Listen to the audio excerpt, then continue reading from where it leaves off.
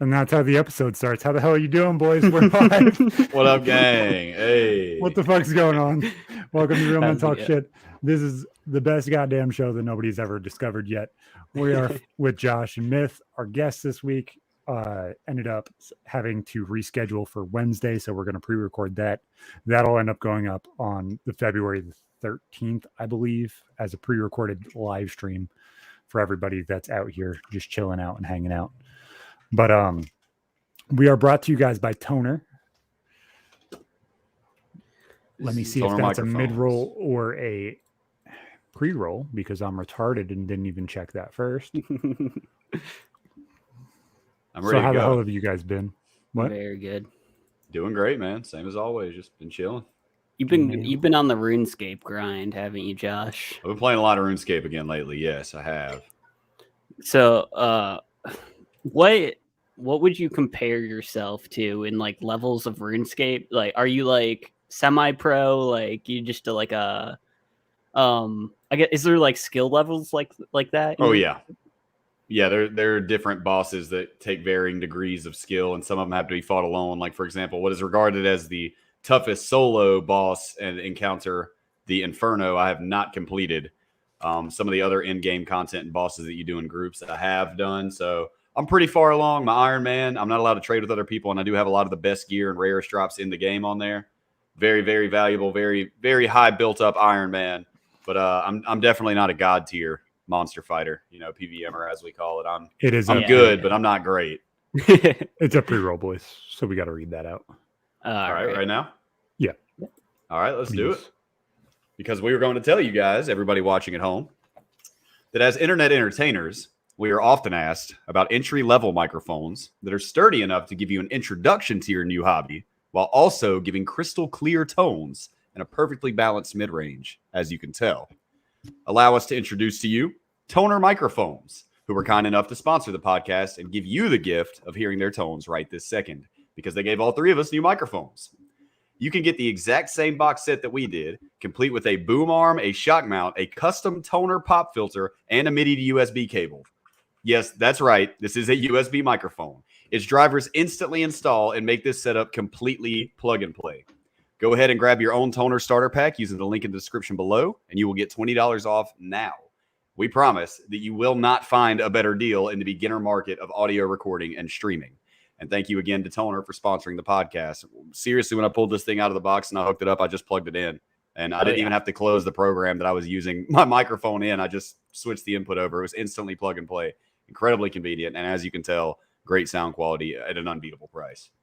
I don't know about you guys, but I've been getting compliments on how much better I sound. I really have too. And like, I have this really expensive microphone that we're not going to mention. Like, and I've been getting compliments on this mic instead of this other one. And instead of the more expensive one. It's a great microphone, especially. Yeah, somebody earlier was like, "Are you on a different mic?" And I was like, "Damn, it's that noticeable." And they're like, "Yeah, man, it sounds good." And I was like, "Well, okay, yeah." I got this whole package for cheaper than my just microphone. Mm-hmm. Yeah. Like for $80, how the fuck do you beat it? You just can't. Like, honestly, whole streamer setup here. It sounds so much better, and I didn't expect it. I really didn't expect it. Actually being able to have a conversation. Yeah, actually being able to have a conversation and people being like, "Wow, you sound so much better." I'm like, I spent $240 on a different mic. Yeah, and got better feedback for the cheap one. Got a better feedback for the one that I got for free. So check out the link down in the description below. Whether you're watching the YouTube replay or the stream, there is a link in the description. I will copy and paste it into the Twitch chat again, so that way everybody has it. But back to what we were saying. Yeah, so we were talking about RuneScape. So like, I guess what I was kind of asking, because like I would say I'm a above average intermediate like chess player. Where would you put yourself on like that rank list for RuneScape? Fairly high ELO, I guess. But the thing is that I don't engage in PvP. Approximately 5% of the player base does. So in that regard, it's a little hard to tell, because you're not straight up fighting other players. Yeah. But in regard to what people can do on average in the game, as far as the bosses that they can successfully take out, especially because I'm an Iron Man in the game, I have to fight bosses myself anyways. Yeah. I would say that I'm above average. I'm definitely not god tier like some of my friends are, but yeah. I'm definitely like a solid high diamond in Overwatch, maybe like a low master rank, Yeah, not a that's really grandmaster or anything, but It's crazy watching you play that game. Obviously, I absolutely know nothing, which is RuneScape? absolutely hilarious. Yeah. Yeah, it's a But little confusing if you haven't been playing watching it you forever. play and click specific blocks and have them highlighted so that you know exactly where to click and when to attack and everything else. It seems like one of the most in-depth games that you possibly could play, but almost broken down to the mediocre level of playing checkers. Yep, it's point and click, but it has intense mechanics. Yeah, absolutely. A lot of the system in our game boils down to protection prayers. There's a skill called prayer. It allows you to use powerful prayers that give you protection from various types of attack. And the hardest bosses in the game pretty much require you to use protection against various attack styles with perfect timing, clicking back and forth. Yep. Very small box while you're trying to navigate the room, et cetera, and click on the boss and attack it. So I'm pretty solid at it. My Iron Man can speak for itself. I've got incredible drops on it from very difficult bosses, but I'm definitely not God tier. I do enjoy it, though. I'm having a great time. Yeah. Is that the first game that kind of left like an impact on what you did? Like as a person or like... Hard to say. It was the first online game for sure that had a major impact on me, man. But video games had a huge hit on me from the jump, man. When I was a little kid, I still remember my dad bringing home a Super Nintendo and like 96 or something in a Walmart bag that he got at a garage sale. And we had the Zelda game I couldn't beat. Which one is that? Link to the Past on there. And Donkey Kong Country 2, which is to this day one of my favorite games of all time, Donkey Kong Country 2. And we had Super Castlevania 4. And my imagination just went crazy, especially when the kid across the street from me got a Nintendo 64. I thought that was going to be the last bitch-ass console to ever be released in humanity. Like, we have reached the pinnacle. This shit looks like a movie because I had a Super Nintendo and my boy Woods across the street had a Nintendo 64. I was like, this looks like a movie. It doesn't get any better than this. It's virtual reality. It's three-dimensional. You literally can't do better than this. So, and I was just always super into Mario 64. It's one of my favorite games ever. And I was always daydreaming about beating Bowser when I was at school because I sucked at the game. But RuneScape was my first real online experience. And that way it definitely had a huge impact on me. And it's still the one game that is really I've stuck with after all these years. Started playing in fucking 2004 when I was 11. You know what I mean? Yeah. The first game that really impacted me, the first game I played was Mario Kart on SNES. I had that as well. Beating everybody's asses in racing games was always what I did. But the first game that really kind of like struck me was fucking Mortal Kombat. Great game. So this game got me to the point where I was jumping off things to hit people. And I was in the first apartment that I actually can remember like all of the parts of. Like I can remember what rooms were mine, where everything was and everything else. And I jumped off the couch in this house and I was like, I'm going to Liu Kang kick my real dad, who was like a part of the picture at this point. So he was coming to see me on weekends. He wasn't taking me anywhere, but he was coming to see me. Until you did this. No. Just kidding. But my mom had these weird couches that everybody had back in the day. They were like this weird tan, like fuzzy material with like old lady print all over it. It was like a wash barrel with like flowers, a pitchfork and all that shit. And I ran and jumped off the wooden arm of the couch. I don't know who the fuck would build a couch with a wooden arm. That just doesn't sound comfortable. People who hate company. Yeah. Want them to fucking leave.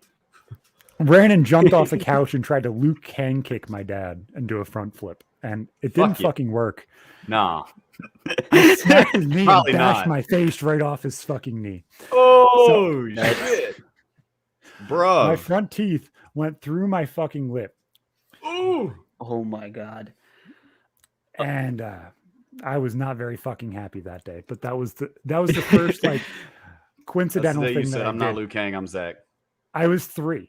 I wanna I used to want to do that too. You talking about the Yeah. Kang kick, yeah. It's like back in the day when the kids would like drop the wrestler elbow. Something. Man, Okay, my little redneck nephew, or what are they? My little redneck cousins used to do. They watch pro wrestling and thought that shit was okay to be playing with them. And you lay on the ground, all of a sudden they come running up, and just like literally might break your spine. Sorry for interrupting. Yeah, man. Damn, yeah. you No, brought you're us some good. memories there.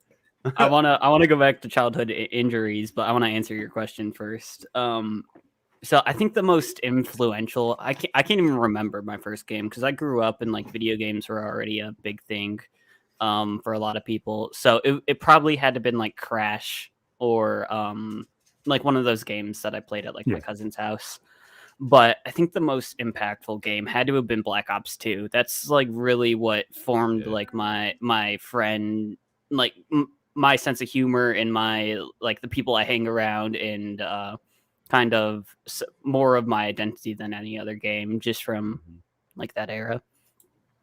But yeah, when I was so little, I had to have been like 5 or something.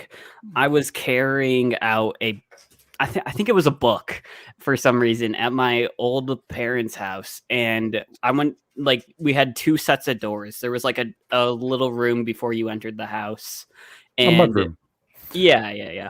And I closed the first door, and then I was like running outside because I was going to meet some friends, and I closed the second door, and it's a big wooden door, and it closes onto my fingernail, and I lose the whole nail. I have to get like 6 stitches in my nail, and like the nails complete are like in like where the nail would be, like in my fingertip, but the nail's completely gone, and it took forever for the nail to grow back. It was damn. No.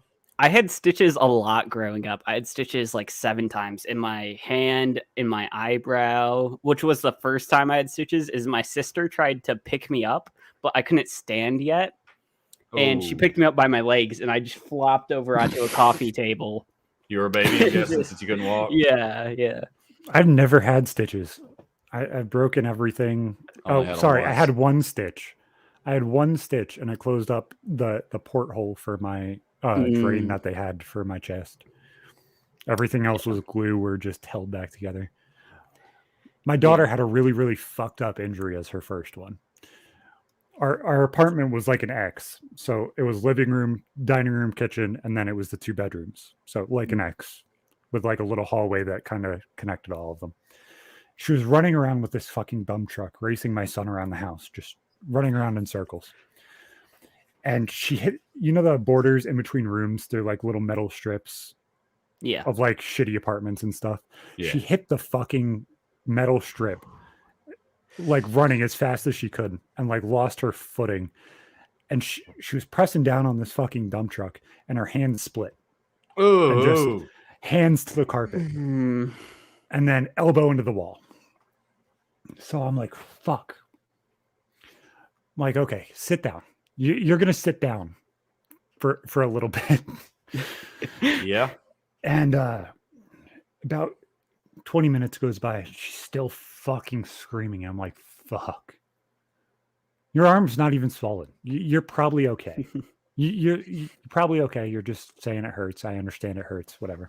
Me being a shitty parent. And not true.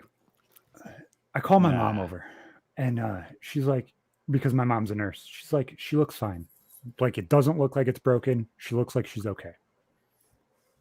About 3-4 hours go by. My wife comes home. She's like, how long has she been crying? Like, how long has she been in pain? Like, have you given her Tylenol? I was like, I gave her Tylenol. I calmed her down. Like, she's still whining and crying. She fell earlier and just something's not right. So we bring her to the hospital. She shattered her fucking growth plate in her elbow. Oh my God. Ooh. So at like 5, I think she was like 4.5, 5, somewhere in there. Has a full arm fucking cast. Yeah. That's crazy. Like 6 weeks, 8 weeks, something like that. She didn't need surgery, which was great, but I felt so fucking horrible because she was sitting there whining and crying for so fucking long because she had a fucking shattered elbow. You weren't thinking about her elbow hitting the wall. You were thinking about her hands hitting the truck. Yeah. Right. Yeah. It happens, man.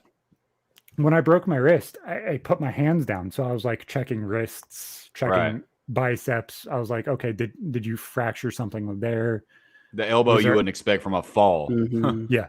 No, I wouldn't be checking elbow. I wouldn't be checking elbow at all. Now I will be because of that story. Say a wise man learns from the mistakes of another. So thank you for sharing that story. You got to be careful with shoulders too. Babies, man. Babies fucking dislocate shoulders like something crazy. Yeah, You that serious? used to happen to me as Yeah. a kid. So much so that the doctor accused my mother of beating me because it happened so What? much. But Damn. It was that common, huh? Kids got just loose Mhm. arm sockets. Yeah, whatchamacallit? It's because their tendons aren't tight enough. But Yeah, my makes mom used to sense. work with this chick who's like ghetto as fuck, and her like white trash neo-Nazi husband, which is hilarious because she's Puerto Rican and looks like she's black. But he's a Would neo-Nazi. yes, it makes absolutely no sense. I understand that, but it's the truth. So he would always pick her up by her hands, Ooh, dislocated her shoulder Ooh. 4 fucking times, Oh God. that's crazy, man. just ripped her shoulder right out of her socket.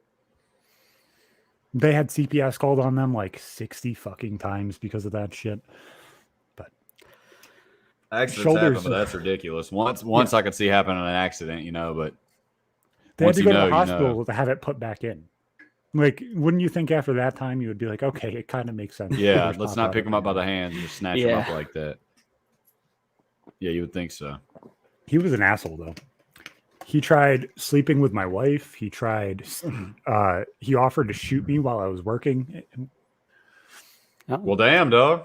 Yeah, that was only the second time that I was offered to be shot, but Only the second. only the second. I've been threatened to be shot twice. What How was many the times did you first? think they were serious? Both I times. got pulled out of work and told that I wasn't allowed to come back until they figured it out, and he was in jail. Oh. That's how Ah. serious the threat was on me. They were like, we don't need you to That's, be where he knows where you are. We need to relocate you, Mr. Zach. So this dude was a serious druggie. Like he would do like massive amounts of cocaine and shit like that. And Mhm. like he came to me and he's like, Zach, can you help me get off this shit? And I was like, sure, I'll fucking help you get off this shit. And then all of a sudden he starts hitting on my wife. I was like, why the fuck are you hitting on my wife when you have your own? It's like, oh wait, because your wife beat the shit out of you with a metal fucking baseball bat because you did cocaine in her fucking house. That's why you're hitting on my wife. You Sounds fucking like a piece of cool shit. guy, man.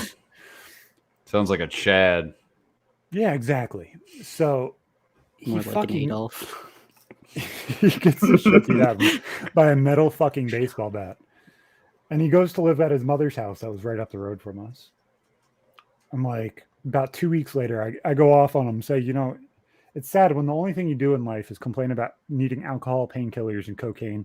When you have 3 fucking kids, maybe you should grow up and actually be a man, because that's what men do, is grow up and actually do the things that you need to do. Damn right. So I'm sitting there working, and he follows me around the store where I worked for about 25 fucking minutes. So I messaged my wife. I was like, hey, have you heard from Carl lately? He's fucking following me around the store. My wife's like, yeah, he's perceived as armed and dangerous. Where'd you see him? I was like, he was just following me for like 20 fucking minutes around the fucking store. Weird coincidence. Just a weird coincidence, person arguing with, and now he's perceived as armed and dangerous. She's like, so I just got off the phone with the cops. They think that you're in fear for your life. I was like, oh, fucking awesome. You're like, rock and roll, man. Let's do this. Devil went down to Georgia, baby. I'm like, fuck, man, come on. So I go back to my managers. I'm like, so there's a customer that's threatening me, I guess you would consider, and perceived as dangerous and has a warrant out for his arrest. What would you like me to do? They're like, you need to leave now. I need to leave now? Am I going to get They're paid like, for go. this? They're like, yeah, just stay clocked in. I was like, okay.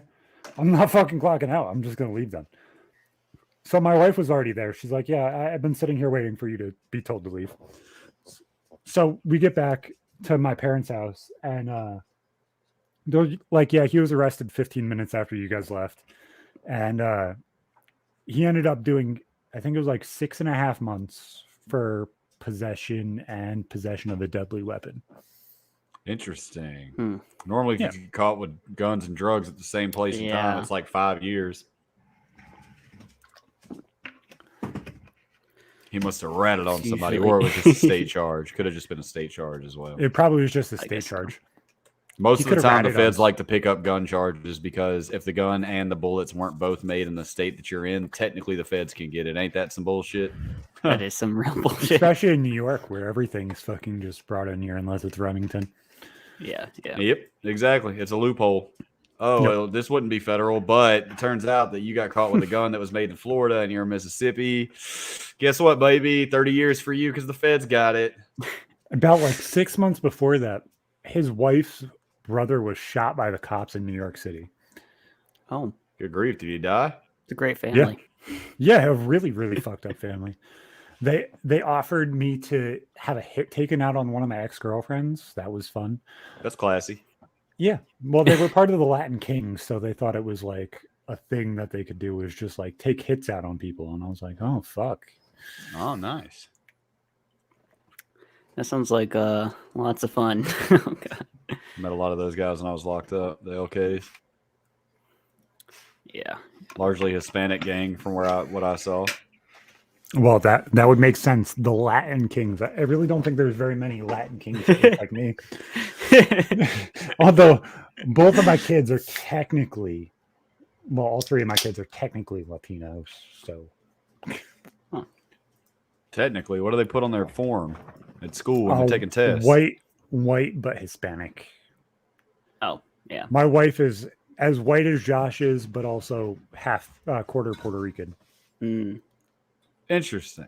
Hence the technicality that you were referring to. I was in Puerto Rico not too long ago. It's a nice place. You went to Puerto Rico for real? Yeah. I was. I went on a cruise. I was there for a day. Yeah, we didn't receive any death threats or told that you weren't going to come back. So I guess it's not as bad as Mexico. It's not as bad as Mexico. Save Woody. At least you didn't get kidnapped. Yeah, save Woody. Nah, don't worry about it. He's tough. He can handle it. Oh, he's got it. Did you see the new PKA with a you probably haven't seen that. Zach was showing us that on the Reddit beforehand, but it was like a bunch of like cartel members and then Woody in the PK layout. No, it was Hex. It wasn't Woody. Oh, it was Hex. Oh, that's right. Who's Hex? I'll send it. I'll show you.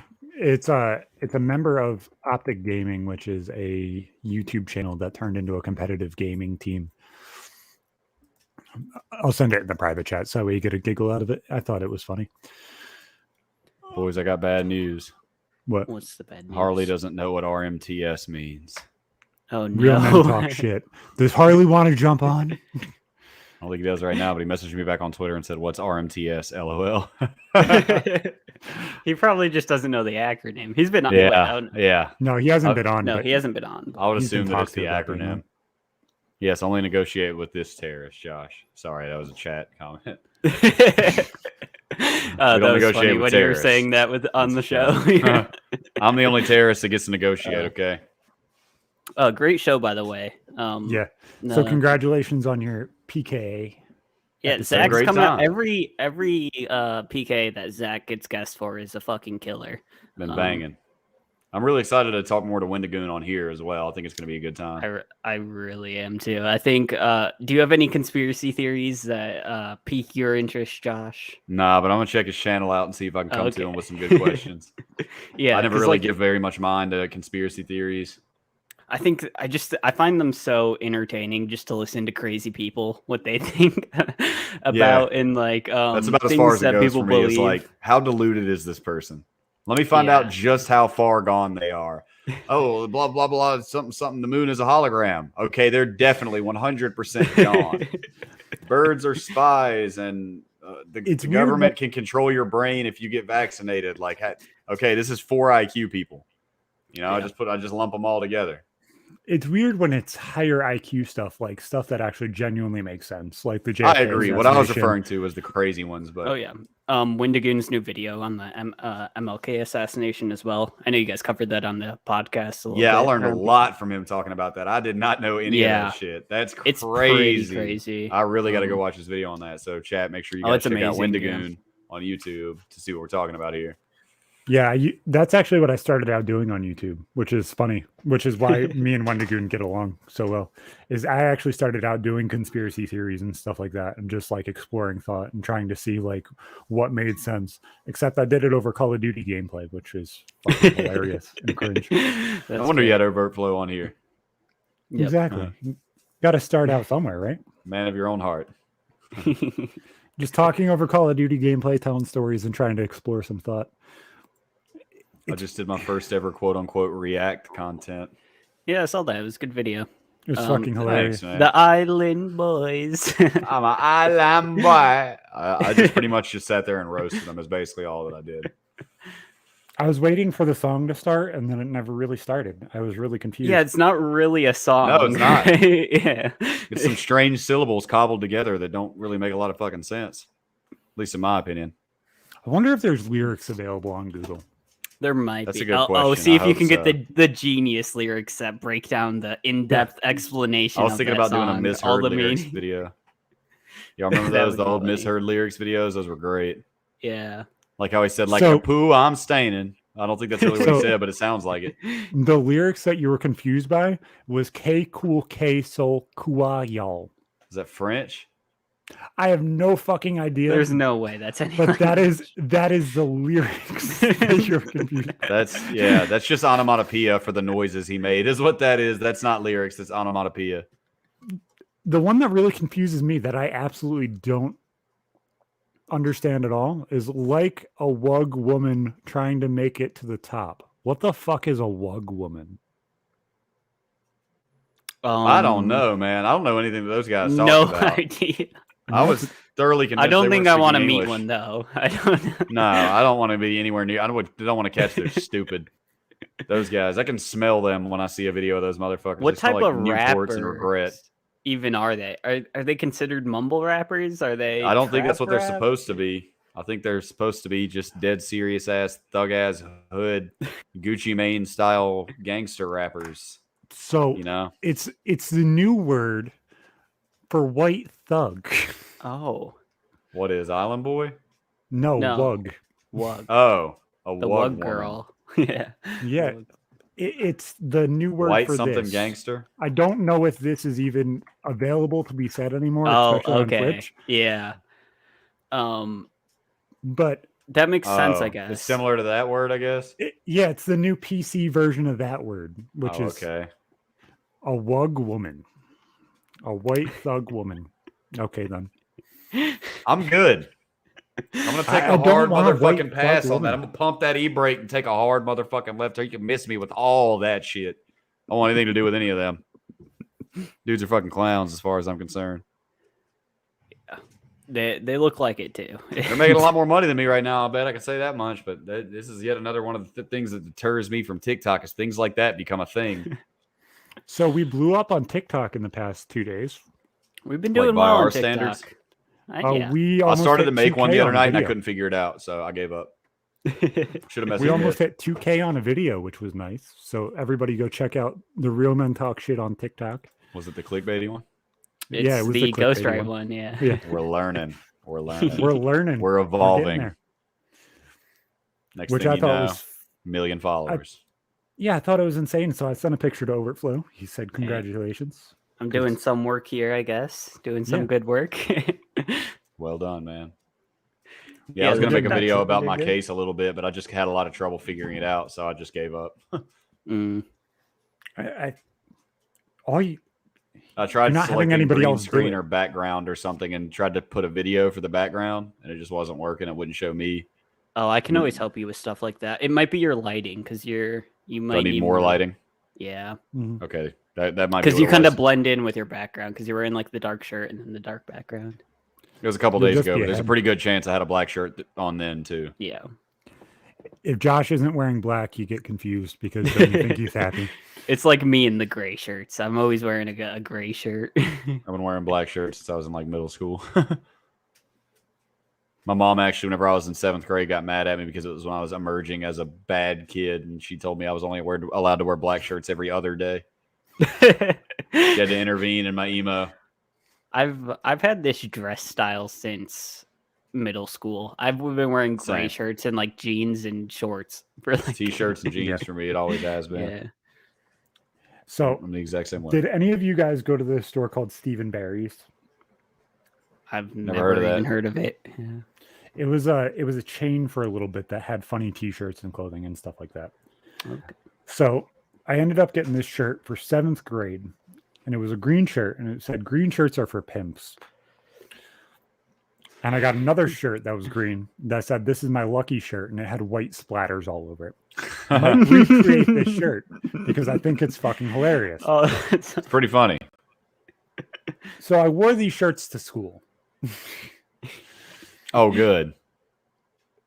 So I would wear the green shirts are for pimp shirt on Monday, and then I'd wear the lucky shirt on Friday. And every single Monday, the principal would walk up to me and be like, "Zach, you have to turn your shirt inside out." I was like, "What the fuck do I have to turn my shirt inside out? Because I'm a pimp? Is that why? That's really fucked up." They were hating.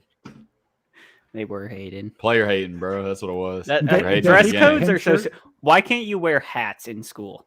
Because it's disrespectful. It's the same reason why you're not supposed to wear hats inside homes either. It's considered disrespectful. Nobody thinks so. You can wear a hat. That's not a common thing anymore, though. Like that might have been a common thing a long time ago, but that is not a social thing anymore. That you can't wear hats inside. What was weird was you were allowed to wear hats in high school as long as you weren't in a classroom. But that was not the rule for my school. Yeah, you couldn't wear hats. There's no hats anywhere on the premises. Ooh, punch the mic. It was a bad mic. But you couldn't wear fucking slapped it. You couldn't wear. Yeah, it was like no hats. Class. If they found one in your backpack, damn near my high school, they'd want to take that shit away. Oh, they would take it away even if you had it.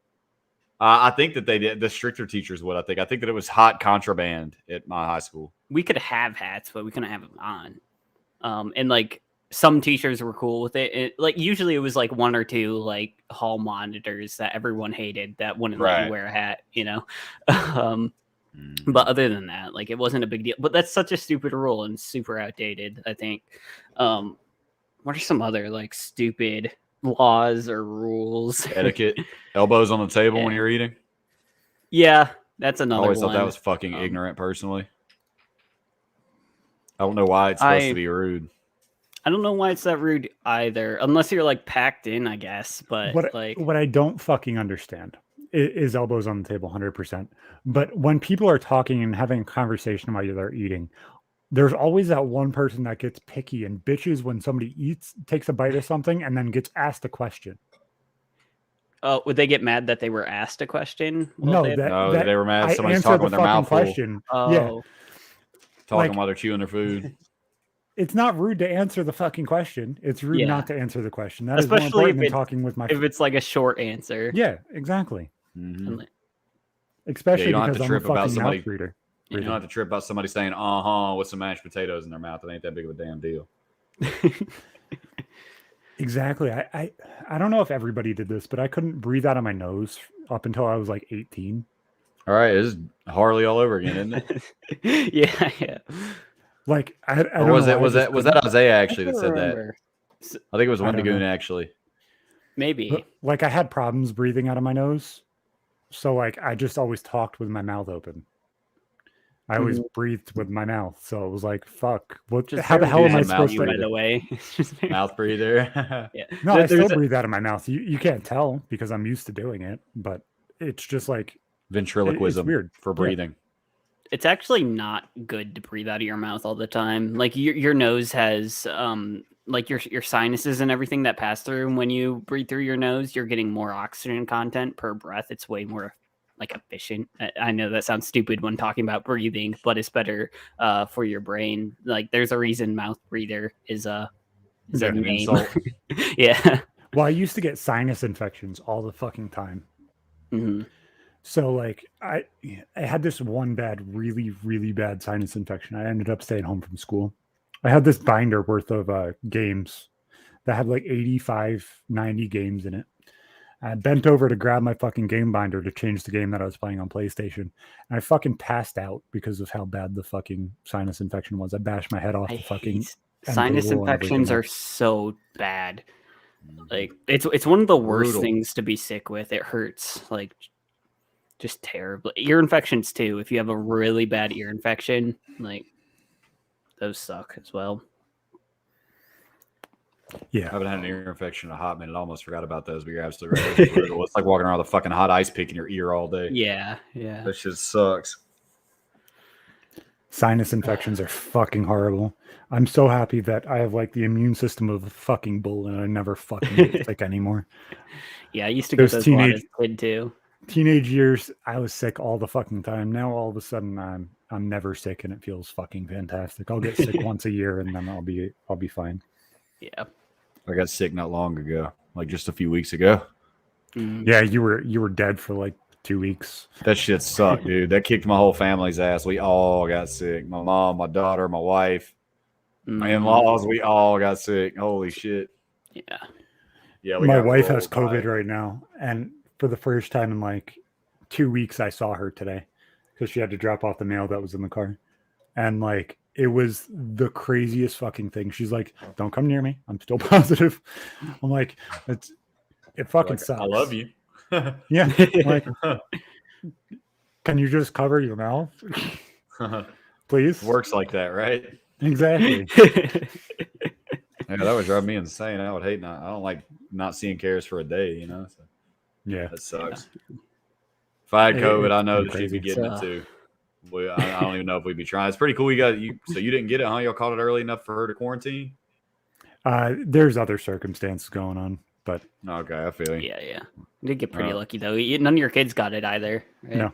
No. And I literally was around her the day before she got quarantined, which is hilarious that I didn't get sick. Yeah, everybody else did. I didn't. Kids didn't. That's all that matters. So if me and you swapped lives, what would my life be like when I'm you? Okay, so Zach, are you switching with me, or are we doing like both? Choose whoever. Doesn't matter. Okay, all right. I'm cool with whatever. Yeah. I sit at a computer and play Minecraft for about 10 hours a day. I would be thoroughly entertained with your life for like 2 or 3 days, and then I'd miss my kids severely. Then I spend 20 minutes editing TikToks, upload those, order food, and bullshit with the boys while I play Minecraft or poker and chess for the rest of the day. Living the life. You know. That's about I just feel frantically rushed from the second that I wake up until I go to sleep because I'm either trying to get together potions for RuneScape so I can actually do something interesting while I'm streaming and I have to get the stuff myself, like I said, because I'm an Iron Man, or rushing to go pay some kind of bill or go somewhere last minute, dunking my head in the shower to try and look somewhat presentable, trying to comb my rat's nest out. Streaming, plenty of good time playing video games. And then, once the stream is done, frantically try desperately to scrape together video or Patreon ideas, doing voice rehearsals for Avatar and Real Men Talk Shit. It's pretty frantic, but nothing you couldn't handle since you got 3 kids. I mean, I'm sure you'd be able to handle it. Probably. I think I've got 1 kid and crazy life, so I would die. I have no I've built my life to have no responsibility. Like my only responsibility is pay bills, which I do easily, just fucking around with crypto, and like feed Jordy, my bird. Like that's it. Good responsibility to have. If Myth takes over either of our lives, he would completely just like shit himself after the first 20 minutes.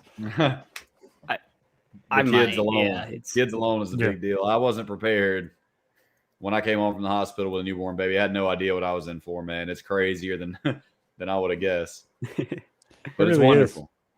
It's wonderful. It's the craziest thing, and each time it gets easier. Good. I'm glad. I remember those old commercials. It's like first time baby, and they had it like bubble wrapped, and it's like second time baby, and they were carrying it by its leg. Yep. First baby, and it's like in a fucking pillow. I would really want your musical talent, Josh. Like that's the only thing thank I can play. I can play piano, and that's about it. I can But fake like I'm being good at able to play piano. like guitar and everything like that, and that would be super interesting to me. Although I'm not sure if it's worth it for the kid. That level of stress, that amount of stress to be able to pick around on a guitar. I don't know, man. It'd be a hard Exactly. sell. And I don't think anybody wants to be the PKA. I was about to say, if I manager, traded with you, producer. I wouldn't be able to. There would be a very important podcast that would crumble. I can say that much because I know that I wouldn't be able to handle it.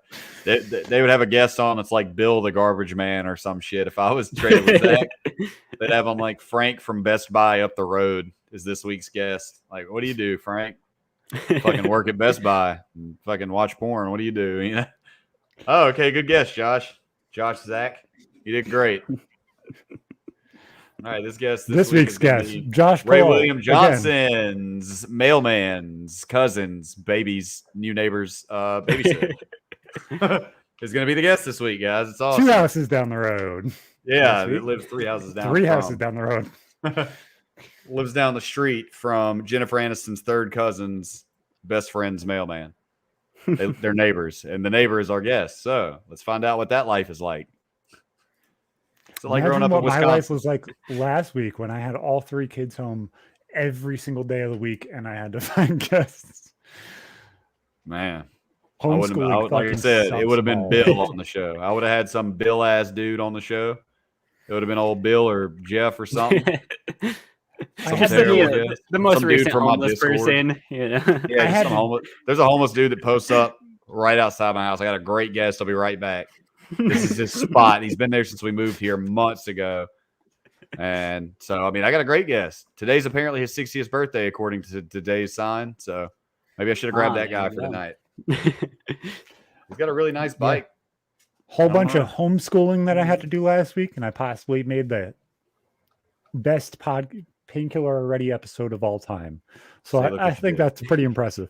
Crack the knuckles and sit back, my guy. You know? I told Zach to make a Discord group for me and his kids to do homework. I was like, Zach, I'll be your kid's tutor while they're homeschooled.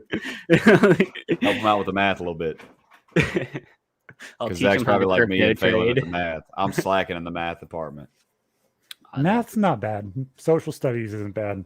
I don't want to fucking do English. I don't want. That's my strong suit, thankfully. I don't want to have to sit here and reteach my kids something because you didn't teach them the way that they need to be taught. Yeah. I don't want them to have to sit there and struggle paying attention because they're ADHD and can't fucking sit at a computer. Yeah. Plus, they got autocorrect on iPhones nowadays anyway, and it's only going to get more advanced over time. So that's true. Just saying. That's one thing that shocked me about coming out in this day and age. One thing that I don't talk about much, the culture shock, is that you don't know when people are drunk texting you anymore because their iPhone corrects their typing for them. So now you just think your friends are dicks 30% of the time, when in reality they're drunk texting you, and you can't fucking tell anymore because iPhone fixed that. Steve Jobs got rid of drunk texting, guys. Well, I mean, it's still drunk texting. It's just grammar's still fucked up. Well, yeah, but at some point, grammar and syntax might be the giveaway. We'll get to a point where your phone will realize that you're drunk and will warn the person. Dude, you know they actually have apps that do that, to lock you out of the phone if you can't do a test in a certain amount of time. It's like an inebriation test, and it won't let you send texts or calls if you don't do these puzzles in a fast enough time. And it's like, for whenever you're inebriated, that's such a good idea. That's like $1 billion app, I bet. Whoever came up with that idea, that was some good shit. So you don't text your exes when you're wasted or anything. I saw this TikTok that was on Facebook, and it was an app. Oh, good. And this dude was like, how do I make $20,000 from scammers every single month? And I was like, there's no fucking way. There's just no fucking way. Dude shows his PayPal getting paid $50 to $75 from like random people. And I was like, okay, maybe this is believable. He's like, so I find these people that are in YouTube comments and Facebook comments posting all these fake links and giving out their WhatsApp numbers. It's like, okay. He's like, and then I talked to them for a little bit and they're like, can you Cash App me this money and I'll Cash App you back money. I'm just trying to get my money released. So he coded a fake Cash App, that looks like he sends them $10,000 and it goes through, and it's like, but you have to pay $50 in order for the transaction to go through. So that way the funds are available. So they Cash App him back $50 and then he just ghosts them.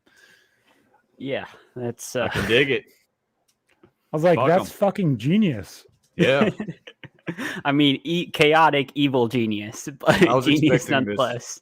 I was expecting to go to the root of the RuneScape doubling scam. I thought you were going to say that, you know how people have tried to do the doubling scam on the internet now? That's an ancient thing in RuneScape, Yep. but now it's popular with cryptos. They say any money you send me in crypto, I'll send you double back. Oh, yep. That's the oldest thing in the world on RuneScape. I've literally been dealing with that since I was 11 years old. Hey, bro, if you give me 10,000 coins, I'll give you back 20,000. What I thought you were going to say is that they tried to trick him into doing that. And so he did what we used to do, which is you start with a relatively small amount, and then they do double it to try and get your trust up, and then you just walk. You know what I mean? Like you give them $100 and they double it, and then you're expecting you to panic and go, holy shit, and send 1,000. But nope, you just do that and stop, you know. But no, I like that better. There's a lot less risk with just making a fake Cash App. It sounds like it's probably a federal crime to like redirect people's money, you know, without it being an actual Cash App and like accredited and all that good shit or whatever. But hey, you know what? I hope it was a good TikTok. No, Hope he doesn't go to the feds.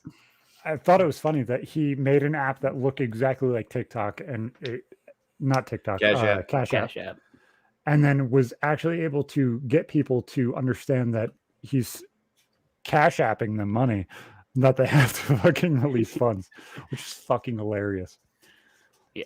Wow, that is ridiculous. Yeah, we're just absolutely reverse scamming on us. Sick. I was going to say the way to make $20,000 a month off of scammers is to send them a glitter bombs and film it and make a YouTube video out of it that gets 50 million views. There you But go. that's the Mark Rober method, not the Josh. There's also sendadick.com, which is absolutely hilarious. That's always a very good Valentine's Day present if anybody wants one. I'm not endorsing that. Karis doesn't want a bag of dicks. I don't think Karis wants a bag of dicks. Hopefully, or she a can be big satisfied long with just chocolate one. dick. That's oh like yeah, you can big. get one long chocolate. Is it edible? Hell, I might Yeah, give me it's 2 or edible. 3 of them. Shit. Here. The cream post it in filled. the Oh chat. wait. No, hang on. They have eclairs. Oh god, Eclairs with ice cream balls. I like where we're going with this, guys. I think we might be onto something here. we All right. can create the gourmet dickatyourdoor.com. dick competition. We upstep them and make it fancy. We'll take it from trashy to classy. See, Exactly. We're gonna be gourmet sex food, and it'll be They called got Real chocolate Men dicks, Talk gummy Sex. dicks, prank greeting cards, and spring-loaded glitter bombs. Make some nice gummy lingerie. It'd be great. Yeah, Dude, I gummy don't understand lingerie. why anybody buys that shit. Honestly, like What, who the edible fuck wants underwear? Yeah, Lingerie or gummy underwear. gummy lingerie? Like it They have doesn't fucking make sense to me. I've seen the Yeah, ones that are like it's- bikinis, but with I like think it's- sweet tarts on a string. But what I don't get is it's not really edible in that case because there's still a Yeah. fucking string there. So even if you hypothetically nibbled all the bitch ass sweet tarts off of the panties, you still got some panties on. I mean, it looks like floss. Don't get me wrong. I also have never seen them on a person. Maybe it doesn't work. I like think that. I they're just saw them in a mostly store. gag gifts. Yeah. Well, would hope so. they also have ones that are like made of Twizzlers, Oh god. and it genuinely doesn't make sense to me because you know that shit's been sitting in Spencer's for like Oh, 6 yeah. fucking years. Stale And that's- AF. Yeah, that I think they're shit's stale as just fuck. given as jokes and like obviously way overused jokes, but True. Definitely way overused. Shit's absolutely insane. So I sent the chocolate dicks into the private conversations that way you can look at it, dickatyourdoor.com. which I thought was fucking great. So I got an affiliate link for them back in Oh the day. god. Is that what that is? Your With affiliate link? fat No, it's not an ass. affiliate link. I actually just found. I just edible found anus chocolate gift. So it. Can't share or show any of this, which is hilarious. But yeah. Yeah, unfortunately, we can't show any of this amazing artwork here. They also got- Actually, They also got a present that comes in a box that says "Eat shit." It's a chocolate turd in a box. they have like nice polka dots and flowers on the outside of the box. Like it looks really nice, and then you open it, and it's just a chocolate dick, and it says "Eat a dick." You see the assorted chocolate anuses? Yes. He Yes. says, "Eat my ass." Eat ass. Assorted anus chocolates. Okay, I'm going to close this. FBI's probably on their way back to my house once again. Here we go. A bag of gummy dicks. That's fucking Off to the great. rodeo again. Here we go. Now I we would give them Curtis gladly ideas. We need to email them though. I would gladly read an ad read of that. That would be hilarious. We could come up with some good shit for that. Spring-loaded jizz bomb. Oh my God. Words I never wanted to hear in that order in my life. Did not need those in sequential order. Thank you, Zach. My God. Spring-loaded glitter bomb shit edition. That's been a great episode of Real Men Talk Shit. We'll talk. This is getting worse and worse. My God. I thought I'd seen it all when I saw the chocolate assholes. My God. Good grief. They look realistic too. Shit glitter. Not really. They kind of just look like prunes. At least I hope that's not what my asshole looks like. I hope it doesn't look like those chocolate assholes. If so, I need to go to a doctor. Imagine going to the company that made the molds for the chocolate. Like, hey, we're a company that makes molds, in mass for production companies. What do you guys need? We need molds of buttholes. Like, that is we need trays with like millions of even more than buttholes. that. They have to hire a engineer to design it 3D because print. it's not, like it's not like it's already out there. You have to like reverse engineer, like code it, 3D No. print a butthole, and then like imprint reverse it. No, they probably do it the same way that they do the fleshlights. They probably hire porn stars and just Take some imprint close-up your pictures. butthole. Oh, that's we should get porn stars and do custom butthole molds For chocolate. Tia Tequila chocolate buttholes. Look at this, guys. It's going to be the next big thing. Pam Exactly. Anderson. Well, hers looks more like a donut, but it's still it's the right concept. And then Nah, there'll it's be a 10 freak years. accident, and whoever has Tila Tequila as their death pick, their death pool pick. It's a double whammy. It is a double whammy. Who doesn't want Although- to get a Megan Fox chocolate vagina that says Machine Gun Kelly on the side of it? Right? Come on, guys. I think we're onto something here. So their relationship to me seems abusive. Does it to anybody else? Honestly, I don't really follow celebrity stuff like that, Not but particularly. I just think the dude's an ass clown and she's stupid. yeah, sounds about right. So whatchamacallit? He designed her engagement ring, I guess. But he designed it so that way she can never take it off when she puts it on. There's Oh. spikes in it that will go into her finger if she goes to take it off. That sounds dangerous. That sounds like he was trying to be like cool and edgy, but like on the slick, the shit's creepy. You know what I mean? Like, what's next? There's a GPS in the bitch too. Like, yeah, Not shut only a load in does you, but I also can GPS track you now because I Yeah. And you can't take off the GPS tracker. Haha. And it's waterproof and solar powered. So sit. Just Wife. celebrity relationships in general are really weird. I mean, Pete Davidson's fucking Kim Kardashian right now. So yes, I would say that celebrity relationships are very strange. It's not something I How ever does have to worry butthole about. eyes get Kim Kardashian? Get Pete Davidson. His eyes already look like buttholes, so they only have to take like the print of his eye right That's what here. I'm saying. How does butthole eyes get Kim Kardashian? It doesn't make any damn sense. Oh, butthole eyes. Oh, I thought you said you needed a butthole eyes, like IZE, as in make chocolate buttholes from Kim Kardashian. We need to butthole eyes her. I thought you came up with a new verb. Oh no, Yeah, that's a good right idea now too. we're currently in talks. We're working on the contracts right now. We're That currently would be trying to get at huge. least one of the Trumps to get assholeized here. Exactly. I thought you We've said been- butthole eyes, assholeized. We've been in major business dealings. Exactly. Yeah, Think we've of been how in some many major millions talks of trying to dollars that would asshole be. eyes. Limited edition ones for like Wise. dead celebrities. Look, we had to dig somebody up to imprint this butthole. Okay, this is a 3D printed from the actual corpse. Celebrity dies, and like a butthole, chocolate butthole company comes out and pays like $4 million to get a last scan on that butthole. You know what I mean? I think I see a big business here, guys. Butthole chocolate. I mean, I definitely start didn't it. just. Let's I launch didn't it. definitely just 100% infringe the copyright or whatever of these people live on stream or anything. That didn't happen. We're not uploading this one. I don't think you can copyright chocolate buttholes. Yeah, I would hope not. You can't be the first. Like, I mean, chocolate's chocolate and buttholes are buttholes. Like, it's common shit, you know. Indeed, indeed. But I mean, like, so, shit Or- being trademarked though. Wait. We could go into the gummy penis and gummy penis is already a thing, but gummy buttholes. That's Gummy the business buttholes. we could get into. Gummy buttholes, everybody. That's what we're talking. That sounds so Lifesavers. fucking nasty. Lifesaver buttholes. Lightsaber? Oh, lifesaver. Lifesavers buttholes. Complete with hair. It's already basically done because it's just a lifesaver. You just like stick a pube on it and you got lifesaver buttholes. But think of it this way. Then you can actually have people like Pam Anderson, and it's just a bigger lifesaver.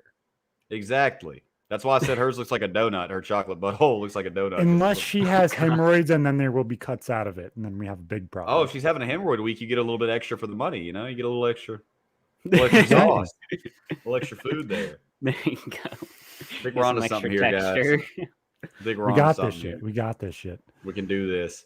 You know, there was a girl, Josh, I can't remember her name, Cynthia something or other, plaster caster, the girl that used to fuck rock stars and she'd take a plaster mold of their dicks. She actually had Jimi Hendrix's dick. Yeah, Cynthia Plastercaster. She had a crew of girls. And yeah, they used to take molds. They would mix plaster and take molds of rock stars' dicks. She actually has Jimi Hendrix's relief of his penis. You actually can do that now. They have fluffers. The girls had to keep the guys hard because it would turn them off having like a mold filled with fucking plaster poured on their schmeckle whenever they get it up, you know, because you got to get it up for it to work. Yeah, so they're supposed to get it up, keep it up, pour in the schmeckle sauce, turn it into concrete or whatever, and then somehow remove it and then, you know, finish the job with the girls, I guess. But they said that it was a big problem that, you know, it doesn't get hard. When you start pouring the plaster on it, you're like, oh, that's cold. So it's the weirdest fucking thing. They sell these. They sell them at adamandeve.com. Message them about a sponsorship. They never got back to me. So make sure to go fucking email Adam and Eve and tell them to fucking get on Real Men Talk Shit. Real Men Talk Shit said you guys are the best. Exactly. So they have this thing called Clone-A-Willy, which is where you're able to make your own dildo from your dick. Fucking did this before.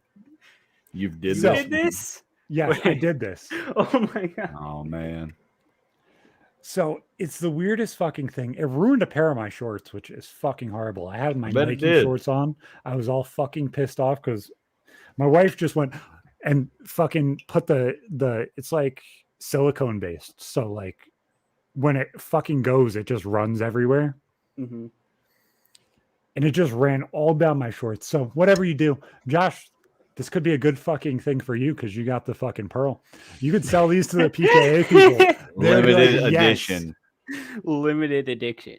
Get the relief of my peen with the pearl and all. It'd be hard for me to pull out of a plaster of any sort because of the pearl. It'd be like a lock in there. You know what I'm saying? Because you got like the shaft and then the bump. It's like, it's damn near like a key in that bitch. I'd be like, Chinese finger trap.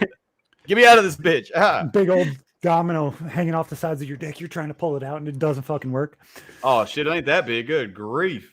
That's what I thought my homies was gonna do though, because he got a 4-leaf clover that was like this motherfucking big, and I'm pretty sure that it was like wider than his dong was. Oh god. Which I'm not sure how that would really work. I don't know if it'd be possible for it to heal if that was the case. So I guess that maybe he was just packing heat. But I know that damn pearl was a lot bigger than mine. Mine was already just plenty sizable enough for me. I mean, we're talking quarter inch by quarter inch. I think it was you that sent the picture of the dudes that had the round pearls inside their dick. Yeah, the BBs. Yep.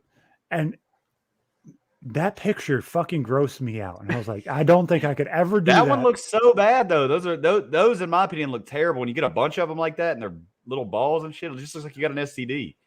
Like, if I was going to do that, I would have to have them in a line and it'd have to be fucking straight. Like, they'd have to be like tied together. You can tell it's intentional because that picture we looked at, it straight up looked like he had genital warts. And it looked like he had a big ass fucking ball at the top of his dick. Maybe it was a piercing. I don't fucking know. That shit just grosses me out. But holy fucking hell. Mine's very tame compared to that. You know what's great is that you know that there are people that actually don't believe me that I have a pearl. Either that or trying to reverse psychology me into showing it, I guess, maybe. But like that's probably what it is. What kind of fucking normies are you? This shit's very common in the feds. It's extremely common. Like it's not something to lie about that I mutilated my peen in prison. Why would you lie about that? Right? Yeah. Like, do I think that that's great clout? No, it's a funny fucking story because it actually happened. I don't think that'd be worth making up. just because I saw other guys doing it. And I have a feeling that at some point, after all this pressure, at some point I'm going to have to prove it anyways. I thought don't you have a donation goal to prove it? Yeah, it kind of fell off. We did have a $1,000 and we got to, but I only had like 2 hours left on the stream when I put it up. And we got to like 110 and then I never put it back up.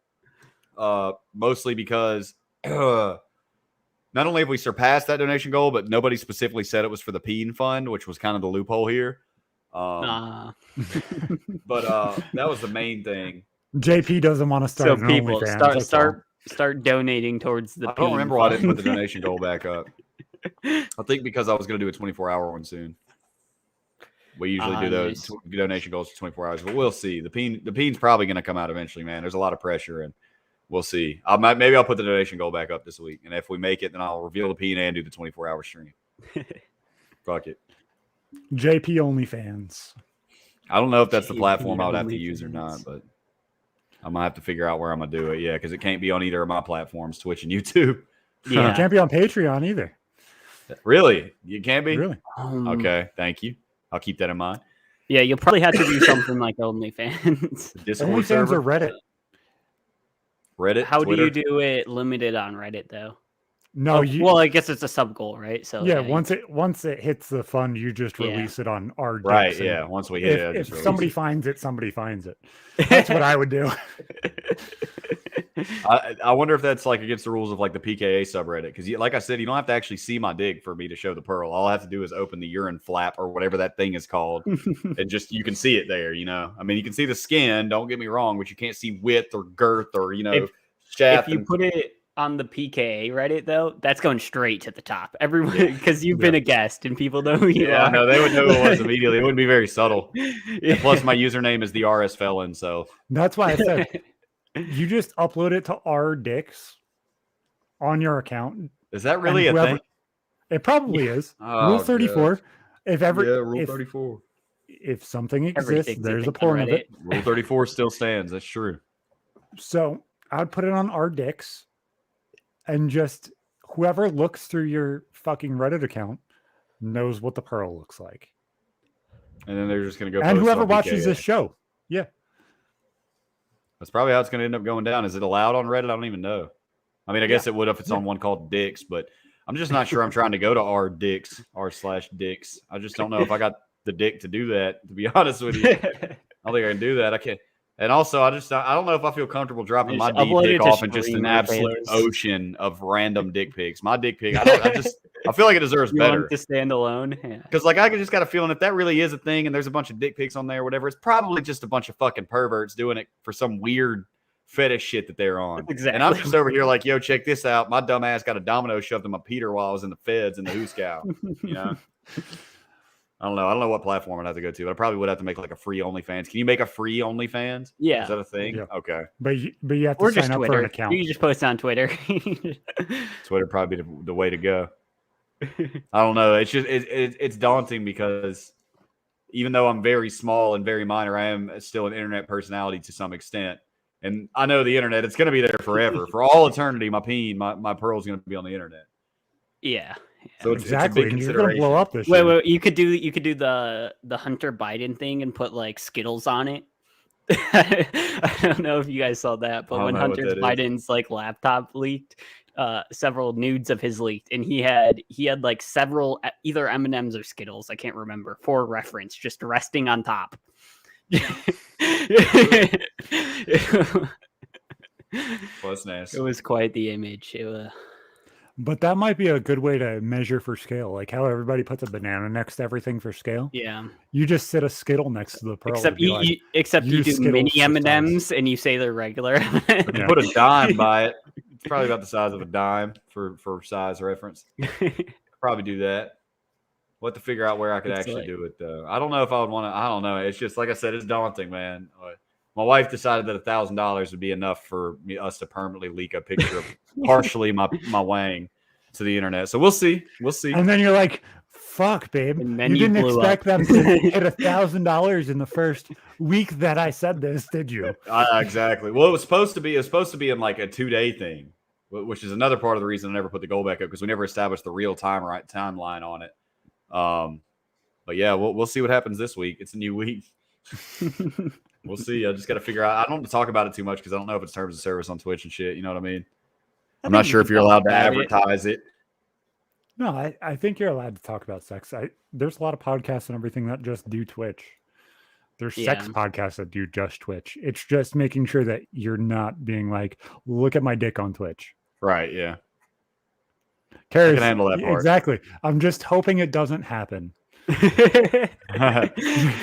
Yeah, exactly. You don't know the internet, Gary. My wifey knows that it's going to happen. So, going from this topic to a much lighter-hearted, sad topic, did either of you guys get into cards when the card explosion happened, like 6 months to a year ago? What do you mean by cards? Like trading cards, Pokemon cards, Yu-Gi-Oh! I mean, vaguely, yeah. I did not. Did you guys hear about Logan Paul losing $3.5 million fucking dollars this week? I did not hear about that. No. He tried to buy boxes of the first set of Pokemon first edition and lost $3.5 million because they were filled with G.I. Joe cards because somebody pulled all of the Pokemon packs out of them and refilled them. Straight scam, huh? I'm sure what did he buy it on? I'm sure he's protected if he like used an actual reputable source. The trader that sold him everything refunded him and now is filing a lawsuit. Yeah. But yeah, huge fucking thing because I would be fucking livid. Yeah, that's insane. Yeah, I remember when that blew up because I think I was watching Ludwig at the time because it might have been towards his subathon, but he was opening a lot of Pokemon cards. And those things can go, trading cards can get wild with their prices and like gradings and different ungraded cards. I have $800 worth of cards sitting in front of me. Yeah, I definitely don't have it. I don't even think I have like any trading cards in person anymore. I used to play Pokemon as a kid and a tiny bit of Magic. Like I had the cards. I didn't even really play the game. I wish I still had my Pokemon cards because dude, I had so many tens of thousands of dollars worth of Pokemon cards and had no idea. I had 3 first edition Charizards. Oh God. Fuck, bro. You'd have a house now, you know what I mean? Like from that. Rated, they are 80 to 150,000. Like on the lower side. And we used to like leave them on the floor of our bedroom and like step on them and shit. Yeah. I also had this really cool one that was a black Charizard. Ooh, sick. That's like 5 to 10K now. Damn, that's it just makes me sad. Yeah. No one just makes me really fucking sad. So trading cards kind of became like the new baseball cards almost. Yeah. So like when I was a kid, I played baseball, but like my grandparents and everything would always buy me and my cousins baseball cards. So I have like a ton of baseball cards. I wonder how much those would be worth today because I believe I still have them in like storage somewhere. But they're nowhere near as much as like trading cards nowadays. Right. Dude, rookie cards from people that started last year are now like $800 this year. Okay. What the hell? It's crazy. Yeah. I wonder if this is anything similar to like I recently watched a Carl Jobs video about the retro video game market and how basically the guys that tell you the value of it are the guys that auction it. You know what I'm saying? He kind of exposed it as like a circle jerk conspiracy, basically, where, you know, this guy comes out and, you know, hey, we got this first ever run of Mario for the Nintendo, the original Nintendo. And he comes out and he goes, this is the rarest thing I've ever seen in my life. I'm going to grade this a 10 and it's worth $250 million. And he is an executive at the place that auctions these things. And they're also the definitive word in what they're worth, which is a conflict of fucking interest. So I don't know if that's what it is. And there's this false bubble. You see what I'm saying? They're falsely inflating it because they benefit from it. So I don't know if maybe something like that is happening in the trading card world where like the guys that are grading it are kind of circle jerk in on it, you know, because the more that they say it is, they still get a cut of it around the circle because they're in the industry. I remember like 6 years ago, I was looking at N64 games and I was blown away by the prices. Like $500 per cartridge. Mm-hmm. I don't And I was know. looking at games like Pokemon Stadium and shit, and it wasn't even like top tier crazy games. It was just like battle sims. Mm-hmm. Yeah, it's crazy how things like that work. Like even like healthcare and insurance kind of do that game together, where they're like, Right. because they both make Artificially money balloon off it. getting more money off of you, so Yep. they're working together. I think lots of things work like that, especially with like art and card games and things like that. Anything where there's like two parties who are going to benefit, honestly. Well, I think that shit's happening in the NFT space too. You Oh, have all yeah. these people that are going through and buying stuff and giving things to fucking influencers and stuff for free, and then letting the influencers sell, and then it's just As a a racket. That's all it is. crypto trader, the current way NFTs are being used is stupid. I'm not saying that there's not money to be made. There's tons of money to be made because it's a new field and people are hyped about it and there's lots of volume and movement. But it's a stupid concept the way that it's currently being used.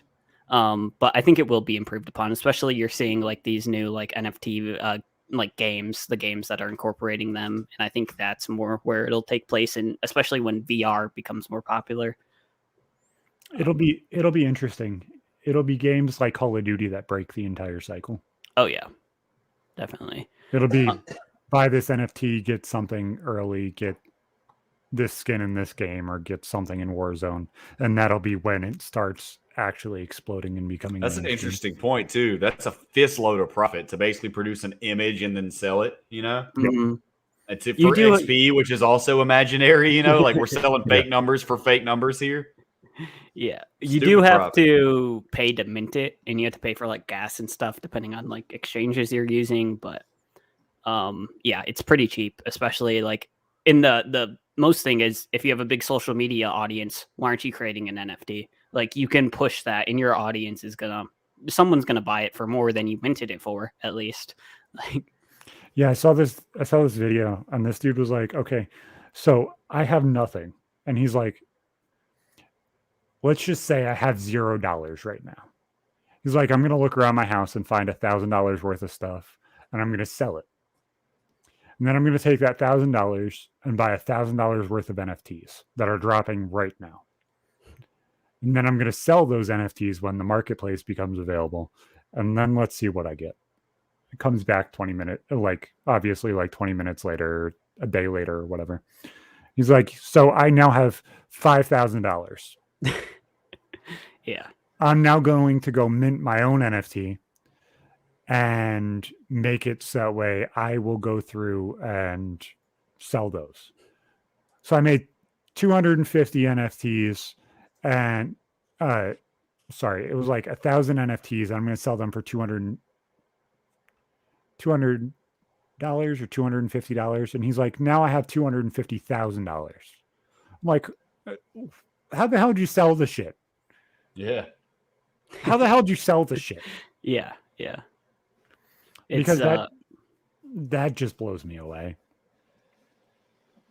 That's people who don't show you the process. They probably did something, obviously, that they don't want you to see. But if it's real, which presumably it is, but are pump and dump schemes as easy and as viable with this as it is with cryptocurrencies that these people come up with?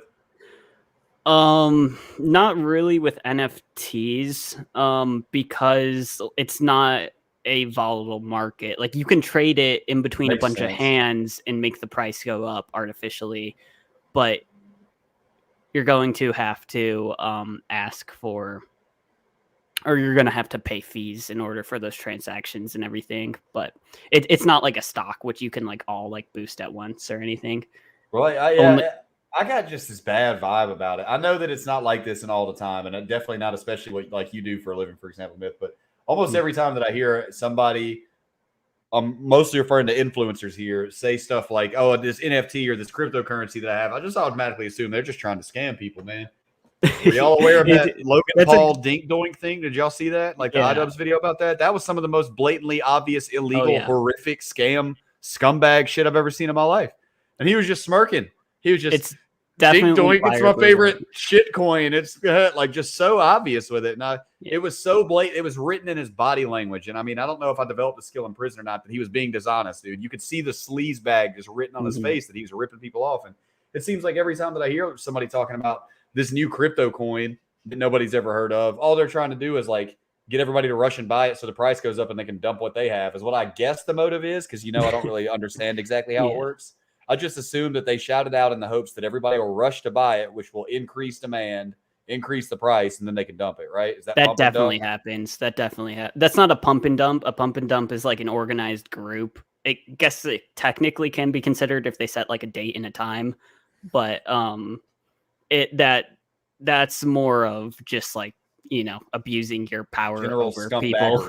Yeah. Generally just being a shit. There was somebody else too. There was was it FaZe somebody or something did something along those same lines. That they did it. They all got removed from FaZe. Really bad.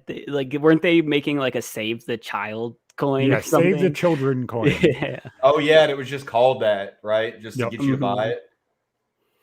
Dude, that's so scum, bro. How can you do that for money, dude? It's not that serious. Oh my god. And the worst part is, weren't all those dudes already rich or already wealthy? Yeah, they're part of FaZe. I mean, they're not starving. I just don't get it, bro. I don't know. Just different people got different mindsets than me. I just value so many things more than money. Like, I'm aware of the fact that I need money to survive, and like I acknowledge and respect it for that. But the people that support you, that put you where you are when you're having success, and you're ripping them off. Yeah. I'm sorry, y'all. I didn't mean to get caught up on that, but that's kind of why I have a weird taste in my mouth for like crypto and NFT stuff. It all has that feel to me, like that, like that black market feel, like that. Well, the thing is unregulated right now. Well, it is unregulated, which is why it's super buyer beware. Like, I'm a fan of free markets. I'm not going to get into that, but anyways, like if you're going into the crypto field, be careful, do your research. Don't listen to anyone but yourself. Like, or someone who's actually qualified.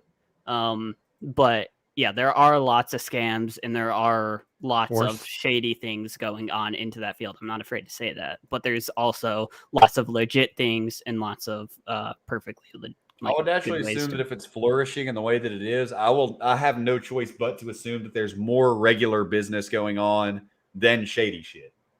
Or stay in the gold and silvers of it. Stay in Bitcoin, stay in Ethereum, stay in the basis of what is the platform that everybody's growing through, and stay there instead of trying to go through and make massive amounts of money and playing with the pump and dumps and stuff like that. It's just playing where you're comfortable and understanding what you're trying to do. Right. So basically is what a lot of what you do for making your profit is essentially buying crypto coins and just reselling them whenever they bump back up. So I do on what's rising. I do a lot of strategies. So for long term, yes, that's generally just my strategy. Like buy low, like things that I know are going to go up and then sell. And you can hold that for longer because you get lower tax rates and weird stuff like that based on how long you hold and where you hold it. But also, I do like bot trading, which is like you set parameters for certain bots and certain coins, and that they'll automatically trade off volatility, or other parameters. You can have different sets like that. So fully automated, then, like a program that can do it for you based on certain factors. Mm-hmm. And I can naturally assume that's legal. I mean, I can't see why it wouldn't be. It's the same thing a human can do, just more efficiently. Yep. And then group buys are actually legal within crypto, not within stocks, because that's manipulating the market, and the SEC regulates that. Crypto, for now, it is completely legal to say, hey, we're all going to buy this right now. So that's basically what these guys were doing that I saw in these videos then, right? Would that be like what Jake Paul was doing, was saying, let's all buy this together so the price goes up because I've already got 1 million of them? Mm-hmm. But that's more shady because like what I'm talking about is a fair launch where it's a whole group and everybody knows exactly at the moment that you're going to buy. Like, yeah, I was referring to what you're talking about is the straight side. I was talking about the dark side of how it can go. Oh yeah. As like just kind of by proxy of how it works. Yep, definitely. Well, I think the thing that most people don't understand with influencers is understand that, like us talking about toner, understand we're sponsored. We have a piece of skin in the game, and that if they're talking about something that influences money or changes the way money is held or something like that, that they probably have volatility in it. They probably own part of it. They're probably integrated somehow into it. We're small. And if I told you to buy Bitcoin, which I'm not telling you to buy Bitcoin, I might have a reason to say that. More than likely, if they tell you to buy Bitcoin, they have a reason to say that. So understand where somebody's coming from, understand what the story is and why they're saying to do something. It's not, oh, look, I found this fun game. Oh, look, I found this fun website. It's look at T. Martin. He owned part of CSGO Lotto and dealt with all that shit. Like they own part of this shit. They do. And you just have to pay attention to what the hell they're actually doing and stuff like that and why they're saying it. Yeah. I was just thoroughly shocked at the blatant disregard that whichever Paul brother, which one did I say it was? Logan Paul? You flipped between both of them. I get them mixed up. I don't know. Whichever dink doink Jake's it was. the Man, asshole, and Logan's the one that's like calm and level-headed. Well, the older one, I think, is the one that was the dink doink shitter. I have no idea. I mean, he was just smirking through his lies, dude. He was like, it's my favorite shit coin. I've never heard of it. Nobody's telling who made it, where it came from. You couldn't find any information on the website. It was the sketchiest shit, dude. iDubbbz made an amazing video about it.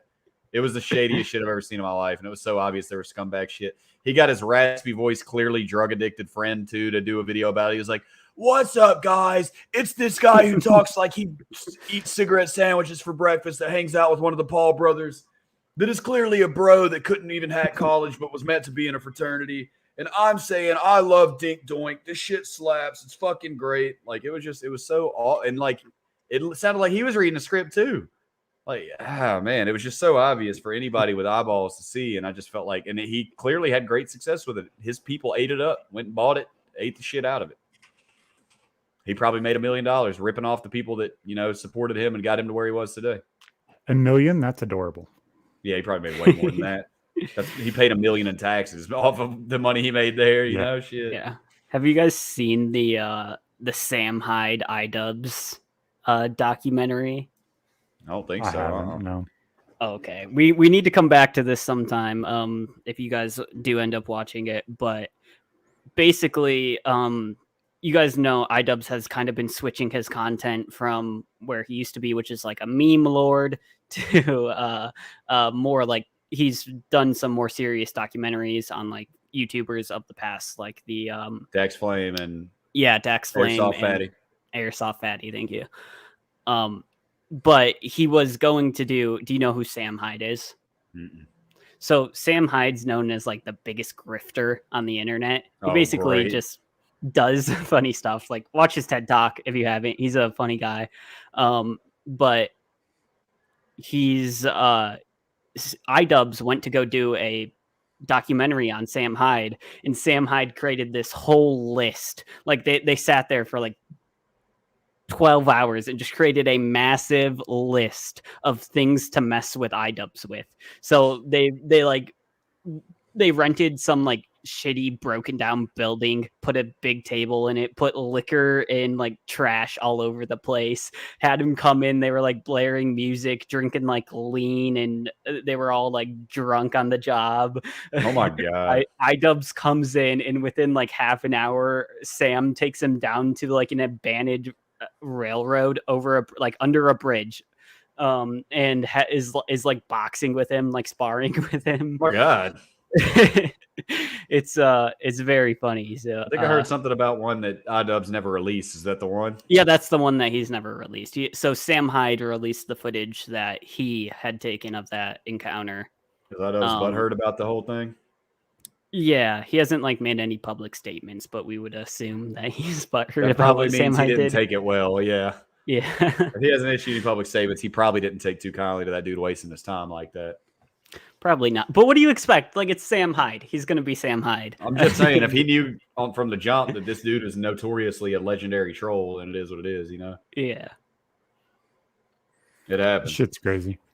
he had like a girl. He paid an actress to shave her head and act like a pill fiend and pretend to be his girlfriend for like the whole week. God, dude. I feel like I've heard of Sam Hyde. Is that not somebody else? I feel like there's a Sam Hyde Park somewhere. I don't know, man. Maybe I'm tripping. It might be. That sounds way too familiar to me. I hope it's named after him. That'd be great. Oh, he's just okay. Maybe I'm tripping. He's the only thing I see when I type that in. Typed in Sam Hyde Park. It's Sam Hyde, Sam Hyde, Sam Hyde. By the way, I think Full Force that iDubbbz did was like one of the coolest things I've ever watched on YouTube. I think it was a so great, yeah. It was a masterpiece. Really, have you seen that, Zach? No, I haven't. Full Force. I'm actually finally getting back into watching content again. I'm not just sitting in the chair and just chilling out. I'm like trying to consume stuff. I'm trying to be energetic. I'm trying to actually not just be a piece of shit that's floating through life. So I'm actually consuming stuff again, which is a blast. And now I'm starting to pull myself out of the depression I was in. So I would recommend Full Force. It's great. So good. I feel like a piece of shit for consuming stuff all the time. Like I laid in bed till my phone died this morning just watching YouTube. I hate when you're laying in bed and your phone's getting low and you're just sitting there on YouTube like, damn, I know it's coming and I'm not getting up to get a charger. No, see, I use YouTube to fall asleep, so I watch, and it takes me a long time to fall asleep. So I watch a minimum of 2 hours a day on YouTube. Probably more realistically, like 4 to 6, anywhere in that range, while I'm playing video games or whatever. But we're talking minimum 2 hours a day on YouTube, so I got plenty of consumption of content. Before I became the producer of Painkiller already, I was going through 2 to 3 episodes of PK a day. At least you were taking your job seriously, shit. That's why I said there's not very many people that are like me that would actually be able to do what I do, because I've consumed so much fucking PK. I've said that in the past whenever people kept saying stuff about me being the host and all that. Like, guys, I love that and I appreciate that, but there is so much history to this podcast that I don't know, that I'm not trying to be humble when I say I'm legit not worthy. There have been people affiliated with the show that I didn't even know. Like, I knew who they were and I didn't know they started here and shit, or not here, but on PK. I mean, like, I was not worthy. I don't know the history enough of it. I'm not the guy to step into those shoes. Not even even the producer of the show soaked up hundreds of hours of content and preparation, let alone a host that is expected to be, the one fielding the face of the operation.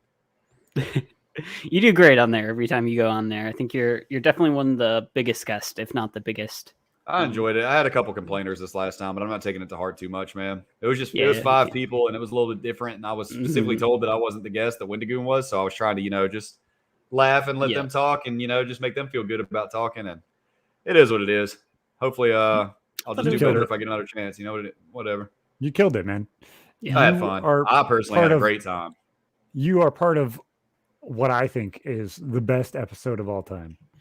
The clusterfuckery of so many excellent people at once. It was a great episode. No, it was fucking hilarious. It was just everybody railing off each other, and when something clicks, and there's nothing that anybody can do to change that shit. Things just click randomly, and Wendigoon is just one of those people that is one of those social chameleons. Holy shit! If I could speak correctly, that'd be great. And he just flows into whatever fucking conversation you're having, and he's just so good at it. I'm really looking forward to him coming on this show. It's going to be great, I think. Yeah, I'm going to do so much prep work before that. I'm going to be talking about things that you guys have never heard about. I got stuff that I want to talk to him about off stream as well. I'll message him a little bit about that. He just seems like a cool guy all the way around. Yeah. Super cool. Very I talk to him on and off all the time. He's super fucking smart. Me and him made a conspiracy theory. It was called Donut Theory. It was fucking hilarious. Donut I think you mentioned that to me, right? Yeah, that shit's fucking great. You want to tell the chat? Donut Earth is true Earth with the sun in the middle. Yeah. So obviously, there's no way in hell flat Earth is possible. Of course not.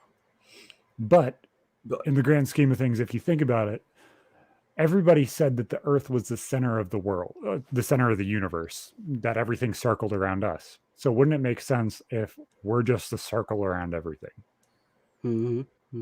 Where the whole of the donut is the sun. So you're always able to see it as the world spins, and it would have to rotate around. And then the planets obviously go around. So it spins and rotates. So that's how you get day and night. Yep. And then Yeah, because you obviously have to explain day and night. So Yeah, I you don't know have to about all rotate. this. It'd have to rotate vertically so that way you get day and night, and then you get around, which would be a year. Oh, okay. No, I'm not. I It like makes it, more but sense than flat Earth. it makes about equal sense to flat Earth, which is zero fucking sense. It's kind of true. Once you say, I mean, it makes a little more sense than flat Earth. You see the chat, Cloudy summed it up. I can't get fucked up enough to understand this to get this. I'm not there, dog. I'm not where you're at. You're out there on Pluto. I'm out here on Earth. You know what I mean? No, I just like fucking with people, making No, people not think. Earth. though. Yeah, I'm looking forward to seeing what he has to say, though. I learned a lot of shit just about even the MLK thing just from the 4 hours that we did the other night. I'm into Donut Earth only if Hollow Earth also exists within Donut Earth, in which the whole center of the circle is also hollow. That there's a hidden world in that's futuristic. That's where Horton Hears a Who takes place.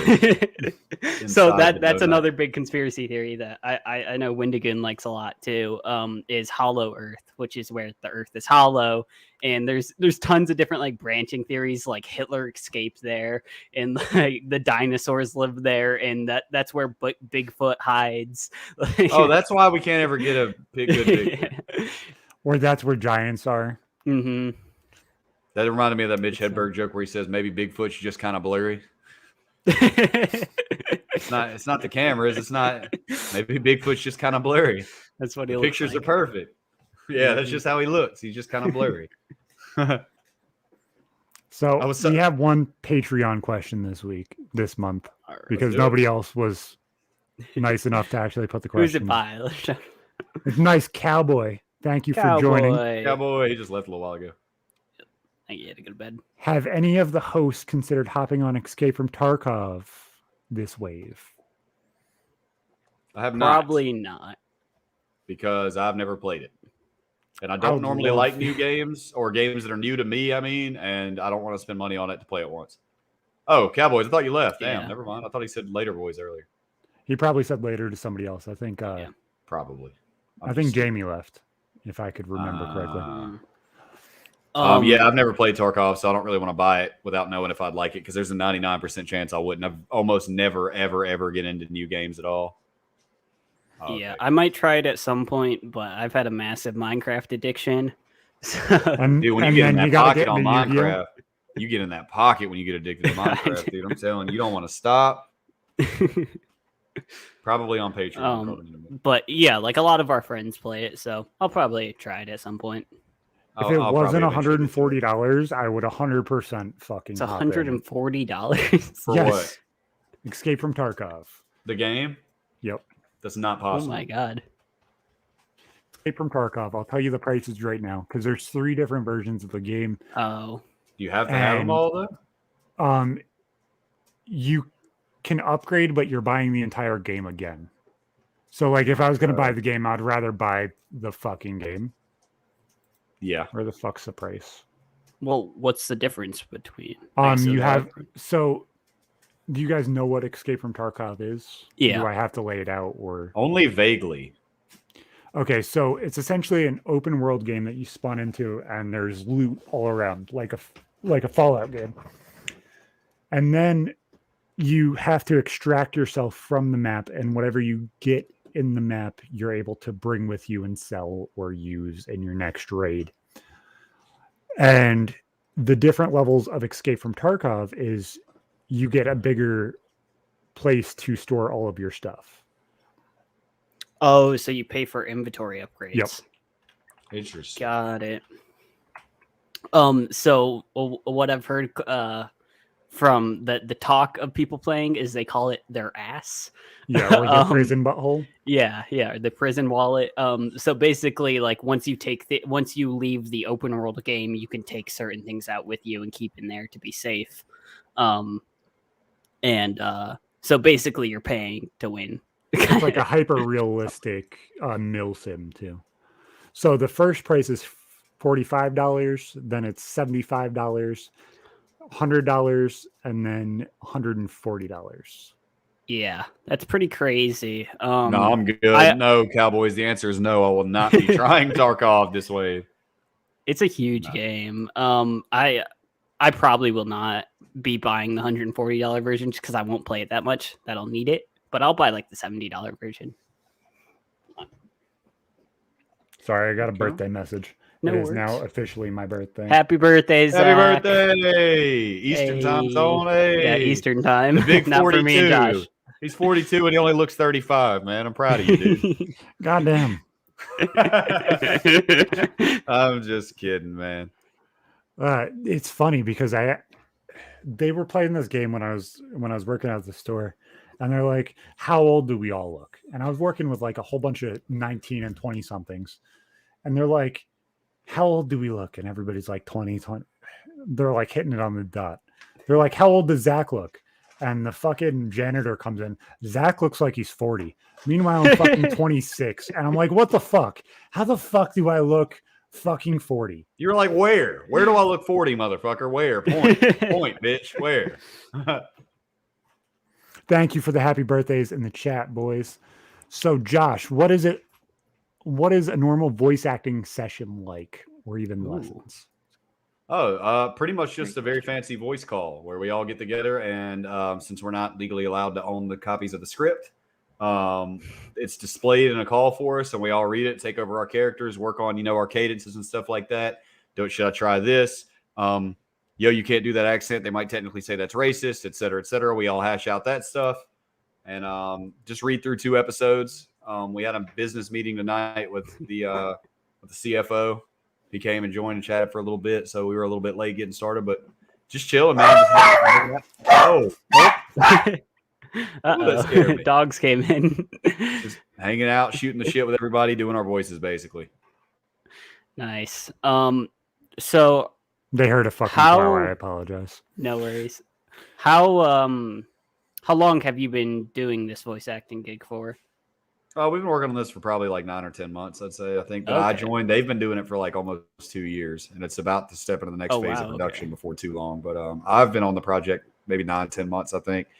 Whenever my third appearance on the official podcast, I think was. Yeah, my character is Chief Zodal of the Sun Warriors. Oh, nice. A fire. Soon you're going to be coming to hang out with me. Yeah, we're going somewhere in your neck of the woods to go record, yes. But we don't know when. They've been moving it back and back and back. So when we get it done, we'll get it done. I'm chilling until then. I like the company that's producing it. I like the Grid Animation Studios. They're on the rise right now. It's a flagship project. And yeah, where are they releasing it on? That is up in the air. Okay. There are 2 different possibilities, but I don't know if I'm supposed to say them. But both of them would be huge. Yeah, both of them are very, very, very mainstream names that are worthy of the Avatar franchise, obviously. That'd be cool as fuck, man. And they also have offered me a couple of other spots doing other stuff if I want it, and there are other productions. But I told them to let's pump the brakes for now. Let's try this. Yeah. I appreciate it. I believe in the company big time, but I'm just way the fuck too busy. Like already right now, just that one has been like a time crunch for me. Like something where I'm just constantly like, fuck, I got voice rehearsal. Oh shit, Oh damn. But we've been getting it done. I'm enjoying it. I think the script is great. Frank, the guy that wrote it, is a really cool dude. He hangs out in my Twitch chat sometimes. He has handcrafted P-gasm on Twitch. Nice. Handcrafted P-gasm. And he's a brilliant writer. So hell of a name. It's a hell of a name. He's a comedian. He also does stand-up, so his humor comes out as well. But he also wrote the entire script, I think, entirely by himself after months of studying Avatar. So we just go in there, we adopt our voices, and we, we attempt to learn the secrets and unlock the power of the Avatar. The power of the Avatar state. It's pretty good. It's fucking insane. It kind of reminded me of Lefty. He doesn't even know who Lefty is. I'm aware of who he is. I don't know what his voice sounds like, though. I was about to press the sounder, but I don't have my soundboard connected with this mic. You're already about to have it on lock. But yeah, so Lefty was one of the hosts, and he had a great career in voice acting right now, actually. So, yeah, he won an Emmy for voice acting. He did. What did he actually win an Emmy for? Well, so he won an Emmy for, I think it's Living in Virginia, or what the fuck is it called? What did Lefty 643 win an Emmy.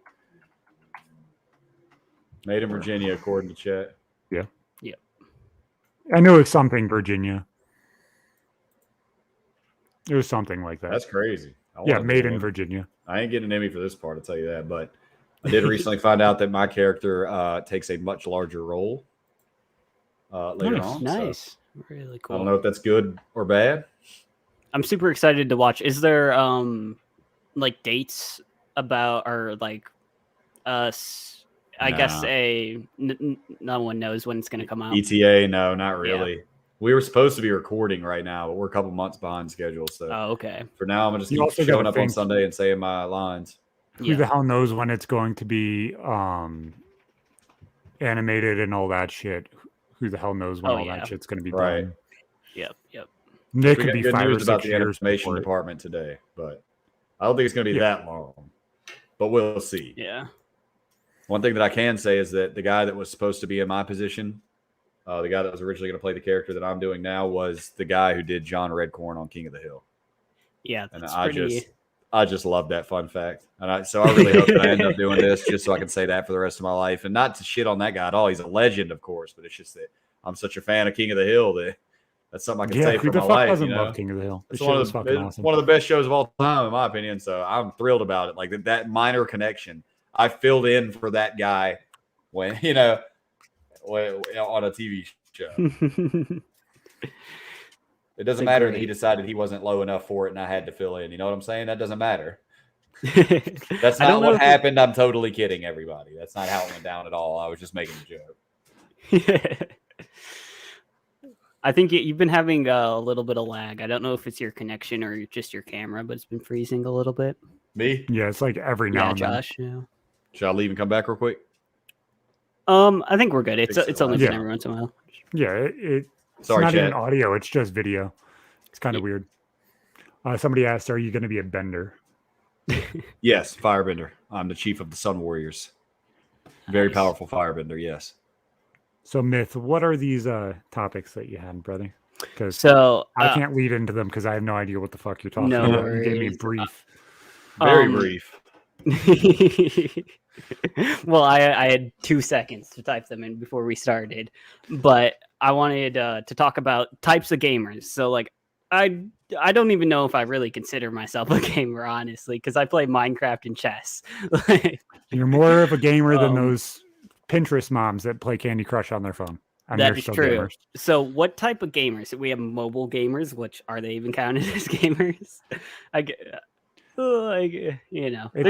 There's even some. I feel like it's less that, right? I feel like it's less of a lifestyle when you're into mobile games. You know what I mean? Yeah. Like you're just a casual. You're not like. I mean, you're a. But you could be a competitive Call of Duty mobile player. You're a gamer. That is true. You could be a competitive Call of Duty mobile player. Yeah, I was going to sweaty on COD Mobile. Even with like mobile gaming, there's subsections because there's like COD and then there's like Candy Crush. Like those are two completely different things. Owned by the same company. I agree. I've always thought that gamer is such a. I always thought gamer is such like an objective term. Yeah. Like everybody wants to claim they're a gamer, but like, bro, maybe all you ever did was like 3,000 hours on just Pokemon Red or something. You know what I'm saying? Like, I feel like gamer implies that you might play a lot of different games, but it's just hard to nail down because, in my opinion, I mean, I think a lot of people our age consider themselves gamers, but when somebody in my age bracket says I'm a gamer, bro, I assume that means that they check out all the new titles and stuff, and New World's coming out soon, and all that. That's what I think of when I hear it, but I can't say that that's more credentials of being a gamer than the guy who only plays RuneScape, but he plays 15 hours a day. He's also a gamer, right? So, I mean, I don't know. And I think we're kind of getting into the semantics of like the definition gamer, but I think more of like kind of what I was focused on is like, so there's people who want to just play like first person shooters. And then there's people who want to play games like RuneScape, which is like almost completely grinding and like working at that style. Do you think those two really collide a bunch? Because a lot of times when you see people who are like FPS players, like that's their main style of game. Like they're just playing competitive first person shooters, and then they're not like going to be sitting on a game that they have to grind 10 hours because they're practicing in their other game for 10 hours, you know? Yeah. Exactly. I think very distinctive types of gamers. Is there a big cultural difference between those two groups though? Like, do you think that you would get along just as well with someone who's playing RuneScape as someone playing COD as much? Yeah, I would like to think so. I do know that for what it's worth, your observation is absolutely true in my opinion. There's like, the first person, you're either like, I feel like you can only be basically a master at like one type of game, Yeah. Mostly due to what you said, is time constraints. I can't play RuneScape 14 hours a day, which is what it requires to get good, and also play Call of Duty 14 hours a day, which is what it requires to become the best in the world, So pretty much it boils down to a pick, but I have a skewed perspective on this because I play old school RuneScape as my main game. And we are a community that is known for not liking other games. We are specifically known for like, we all have something wrong with us where we can't stop playing this one fucking game. And I play Overwatch. I play Minecraft. I dabble in Overwatch. I'm never going to be a grandmaster on Overwatch. I was platinum last season. Like that's probably about as far as I'll ever get realistically because I play RuneScape, I enjoy FPS games, but if you're going to ask me to, I'll play FPS games for, do what? I said banned 6 times, got to master. Banned 8 times is my current account. So that would have been, I think that one was called Report F Nerd because I couldn't report if you're a nerd because I just get banned fucking constantly. But like I enjoy Overwatch. It's something to change it up a little every now and then. But if you're going to ask me what game I want to sit down and play and make progress on, it's going to be an MMORPG, And I feel like that with a lot of World of Warcraft players. They don't really stick with RuneScape that well, or maybe so many other games. I've seen people go from like World of Warcraft and Final Fantasy and Last Chaos and games that are similar to that, games that I largely consider to essentially be WoW clones at their core. Whereas RuneScape players, most of us really don't play other games largely. So I've got a skewed perspective on it, honestly. But yeah, I don't see Asmongold jumping up trying to go Grandmaster in Overwatch or top rank at Rainbow Six Siege. He plays World of Warcraft. There is the rare exception. There's a famous RuneScaper, Devious, who has maxed 2 different types of accounts, and he is a very, very well-respected Call of Duty player and has won some tournaments. I'm not sure fucking how. I don't know how you have time to do anything in your life if you play RuneScape. Yeah, with how Marzi talks about RuneScape and saying that it's the biggest time sink he's ever done in his life, and it's like a drug. Yeah. I don't think I will ever pick up the mouse in that way. I don't blame you. It's literally impossible to complete the game. Like if like the collection, like all the items that are in the game, some of them are so rare. It's like if it takes you the average amount of time, the expected average amount of time to get it, it'll take you 300 years. You know what I mean? Like it's only through exceptional rarities that one player per month gets some of these items. You know what I'm saying? It's literally not possible for one person to collect every item in the game. It's not possible. That's insane. It's not possible I don't think it's probably possible for a person to collect half of the items in the game. It's the only game that I know of where, and that's another reason why it was always great for me for streaming, because I never run out of content. I can play that game for the rest of my life and I'll never be done. There's always do you ever get tired of it? Burnout. Yeah, I get burnt. I'm less prone to burnout than a lot of my friends are. As is typically the case with an Iron Man. As I've mentioned many times, I know you guys don't play, but I play an Iron Man account. I'm not allowed to trade with other players. I have to do everything myself. And particularly with higher leveled Iron Men like me, we have a tendency to not burn out as easily as other players do, but I definitely do get burnt out. I recently went on a 7-month streak of not receiving any rare items for 7 months of killing bosses. 7 months of killing bosses every day and not getting anything. I just wanted to just quit the game. I almost quit the game permanently. It was that bad, So I took a break, played Minecraft for 3 weeks, washed my brain off, came back to RuneScape, started getting my drops. Everything's back. The dopamine's flowing and we're good again. Okay, so the gods of your game need to reduce your rarity drops, and you'll come back to Minecraft. Yes, exactly. They keep fucking me like they used to. I just can't deal with it for that long, man. People were commenting on it. They were on my stream like, man, it's so impressive how you just don't give up. And I'm like, yeah, like the meme with like the rage troll with the smiley face mask. He's like that was me. I'm like, I'm fine. This is fine. While I'm over here like fucking crying myself to sleep every night. Like, I just want the stupid fucking Bandos God sword, please, for the love of God. The dog please. Drinking coffee with the burning down building. Everything's okay. Fine. Everything's fine. I actually did that exact thing on stream when I was doing it. I was fighting one of the bosses I'm talking about. And he was beating the shit out of me. And every single time that I did anything, I was like, okay, I didn't land my special attack, but it's fine. Oh, he punched me for 35 damage, but it's fine. Oh, what do you know? I missed my Warhammer again, but it's fine. That's just how I had to deal with it. And finally, I just snapped and I was like, I'm going to go fucking play Minecraft. Everybody leave me alone. And Minecraft has got to be in my top 5 favorite games ever already. It's such a great game. Yeah, it's an amazing game. Do you feel like that's the reason why your stream is starting to explode more? Is you exploring more games other than RuneScape? I feel like that has a lot to do with it. And going back to RuneScape also could be responsible for the dip. It seems to work really weird. It's like I'll be doing really, really good with RuneScape in like 80s and 90s. And I'll switch games to a more popular game and I'll be holding down like 60s or something. I go back to RuneScape, it goes up to like, 90. And then the next day RuneScape's 40. And then the next day I do Zelda and it's 80. I don't know. I'm not really sure, but I'm trying to find out what the people most vibe with. I'll probably just go back to the Minecraft server this week. We'll see. But I'm having a lot of fun on RuneScape right now, I have to admit. Oh, yeah.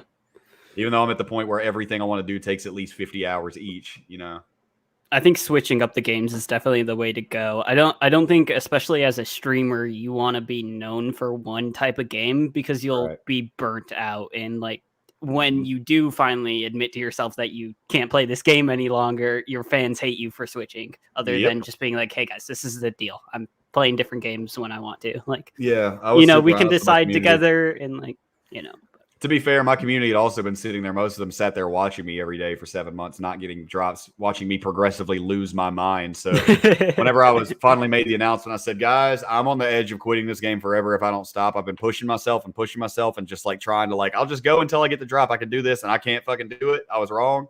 So bear with me. We're going to play Minecraft. And I took a hit to the viewership for a little bit there at first, but it was what it was. I just couldn't bear RuneScape right then. So I'm definitely prone to burnout. The game was designed when the brothers made the now 23 skills. I think there were probably 18 or 19 individual skills you could train in the game. The maximum level you can get in the skill is 99. The content fizzles out originally around level 50 because they never expected anybody to get higher than about level 50 because of how much time it fucking takes. Because they were like, it's not possible. They thought it was mathematically impossible for somebody to actually get 99 in just one skill. They thought it was impossible. They did the math on it and they were like, it's not possible. It takes you 9 months to get to level 92 and 92 is half to 99. Oh god. Because every 7 levels requires double the XP. It's a good rule of thumb. Like Holy shit. If you're level 23, you're halfway to 30. So if you're level 92, you're halfway to 99. Like it's outrageous, of course, but I don't know, man. It's a game that you can play forever. It's a game that's very near and dear to my heart. It had a major impact on my life, not just because of prison, but it taught me a lot of cuss words and it taught me how to type fast. And it taught me how to not get scammed on the internet. And it's a weird type of gamer. But I feel like almost every gaming community could probably think that they're their own individual type of gamer, whether they're correct or not. And then I know we talked a little bit about shoes on Overflow's podcast, but Josh wasn't there for that. And so Overflow is a big shoe head. He loves buying shoes. He went to I don't even remember what shoe store, but he went with FaZe Rug and they picked up 20 pairs of shoes just that day. Damn. I was gonna ask, do you guys like shoes, and what do you guys value in the shoe? Style, comfort, look. Straight comfort for me. Yeah, that's I'm for not the in the most shoes, part to be honest with you. If I got a pair that I'm not stepping on sticks, I'm happy. I just want to be as comfy as possible. I like big puffy skate shoes. Yeah. It's a throwback to my typical my trademark 2008 style. I still like oversized puffy skate shoes. They're really not in style anymore. Yep. Nobody wears them anymore. I got to get them off the internet, or just some Vans, or whatever, But I'm not really a big shoe guy. I got a pair of DCs. I got 3-4 pairs of Pumas, and then I have a pair of slides that I wear every single day. Yeah, I'm more about comfort too, but I do like style occasionally. Back in the day, I used to wear Jordans exclusively, but now my most common shoe to wear is just Converse. You can just slip them on, Chucks, classic. Yeah. I just wear my slides all day, every day. As long as I got some comfy skate shoes. He got Kara says she'll fuck up her feet for some cute shoes. She will. I've seen her do it, trust me. She will. That's crazy. What I've seen people.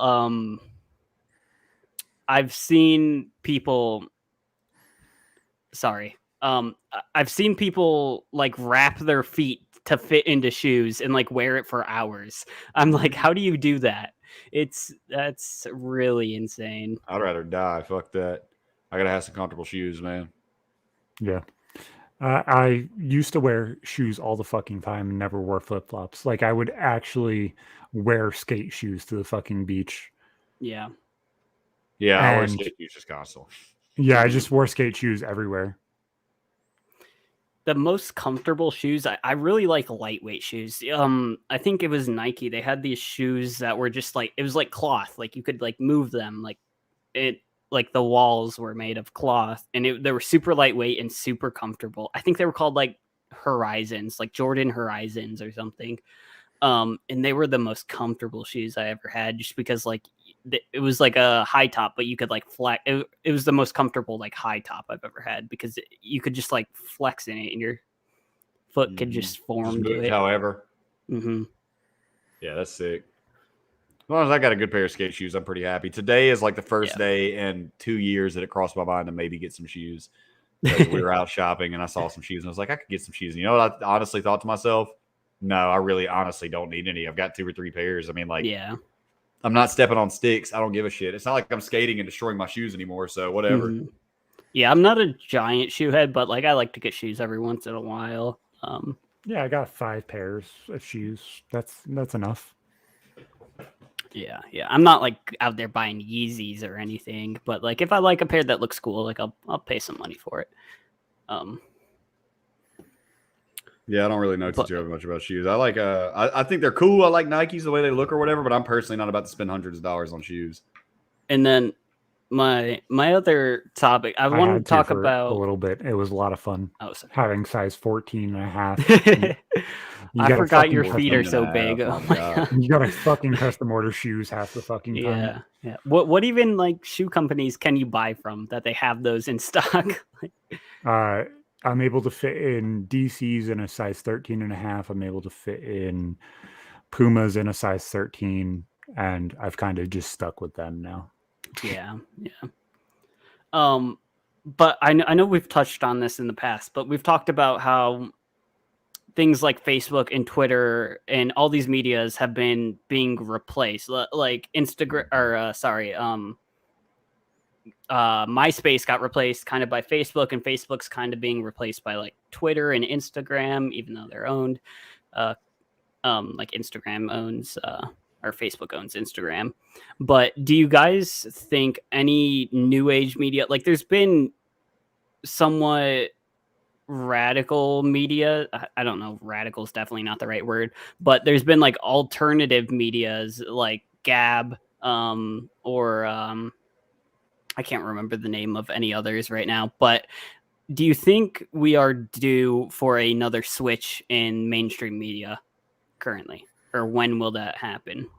To be fair, I've never been able to successfully predict it before, so I'm probably not the guy for it. I think in the grand scheme of things, there's going to be a media company that understands that what people say on their platform probably needs to be free in what they're able to say. Mm-hmm. Because I think the censorship of one side or the other, because it doesn't matter which side you're censoring, is wrong. So I think at some point it's going to be moving to a platform where everybody's able to speak freely. And then I think it'll probably slow down even slower than what it is now. Facebook's been around for years now and hasn't really slowed down. But now that they're starting to censor and change the way people are able to speak, now there's that availability where there's a need. There's going to be an alternative market. Yeah. Mm-hmm. There's going to be a market for alternative now. So whether I think they've had those like Parler and stuff and Gawker and all that Parler, stuff I've heard about. Yeah. There's also Locals that was started by Dave Rubin that's now starting to grow. And the only thing I see wrong with it, like I was trying to say, they're kind of politically charged almost in some way, which is what I think is the downfall of these alternative medias. I think it just needs to be a neutral place, which is hard to do because the people who want to switch over are usually switching over for a reason, and it's a group of people that come together. Exactly. Like you can't have a social media program that makes it so way it's catered to one side or the other. And when you're looking at Facebook, Facebook leans one way. Twitter leans one way. Reddit leans one way. And when you're going out and you're going to try and create something else, obviously a lot of people are looking for a home, and you're going to create something that's the complete opposite. When you don't really need to create the opposite, you need to allow for everybody to be there. And the second that something like YouTube takes off, like back in the day, where it's very neutral and available for everybody, it doesn't matter if cashing in on polarization. Yeah, everybody doesn't have to just sit there and agree. Allow everybody to have their own space and just kind of allow people to be there. I do think it's very hard to be non-biased, though, in that way, because you can't not censor anything. Then you just get 4chan. You censor the extremes, but you also have to understand. How do you determine what the extremes are, though? And that's something that's constantly changing with human innovation and standards. Like the Overton window, which switches from week to week nowadays. The Overton window is basically like the mainstream window that's acceptable within mainstream culture. Yeah. It's hard. It's honestly hard. It's hard to try and figure out what you're trying to dictate and what you're trying to look at. It's hard to even figure out where you specifically align on a month-to-month basis, because that should change. Shit changes all the fucking time. Your opinions might be different every single week. You might talk to somebody new and you could change your entire outlook on life. Or you could have a podcast start growing and understand where everything kind of fucking changes. And then you understand that there's difference in life. It's hard. It's hard to try and draw a line of like, hey, this is where I'm going to be. I guess I kind of stood on the hill saying, you know what, I'm going to say retard and I'm going to take it back. But there's people in the comments that are like, you should stop saying that. Okay. Yeah. Why should I censor myself saying retard when I'm calling myself a retard? I'm not. And that's definitely like, that's why I'm concerned about like censoring the extremes. One day that will probably be considered extreme. Oh, I think that day was like 3 days ago. That's the problem. I think a day is honest. But it's very hard thing to do, especially like you can't really have an AI do everything, because there's nuance within speech and things update and change. And when you add humans into allowing them to ban someone from a platform, bias becomes inherent. So it's a very hard question to answer of how you can have a neutral platform that isn't completely ungoverned. To be fair, I feel like sometimes there is also the possibility that has to be considered that they're really not. Honestly, now it needs to be considered that they're truly not biased, but that they have taken a stance against removing bullshit. Yeah. I mean, that the only things that I've seen that has been removed, and I know that there's going to be people that disagree with this, are things that have scientifically been proven to be absolutely beyond a reasonable doubt incorrect. So simultaneously, now if Facebook were to, if there were a million things on there that said,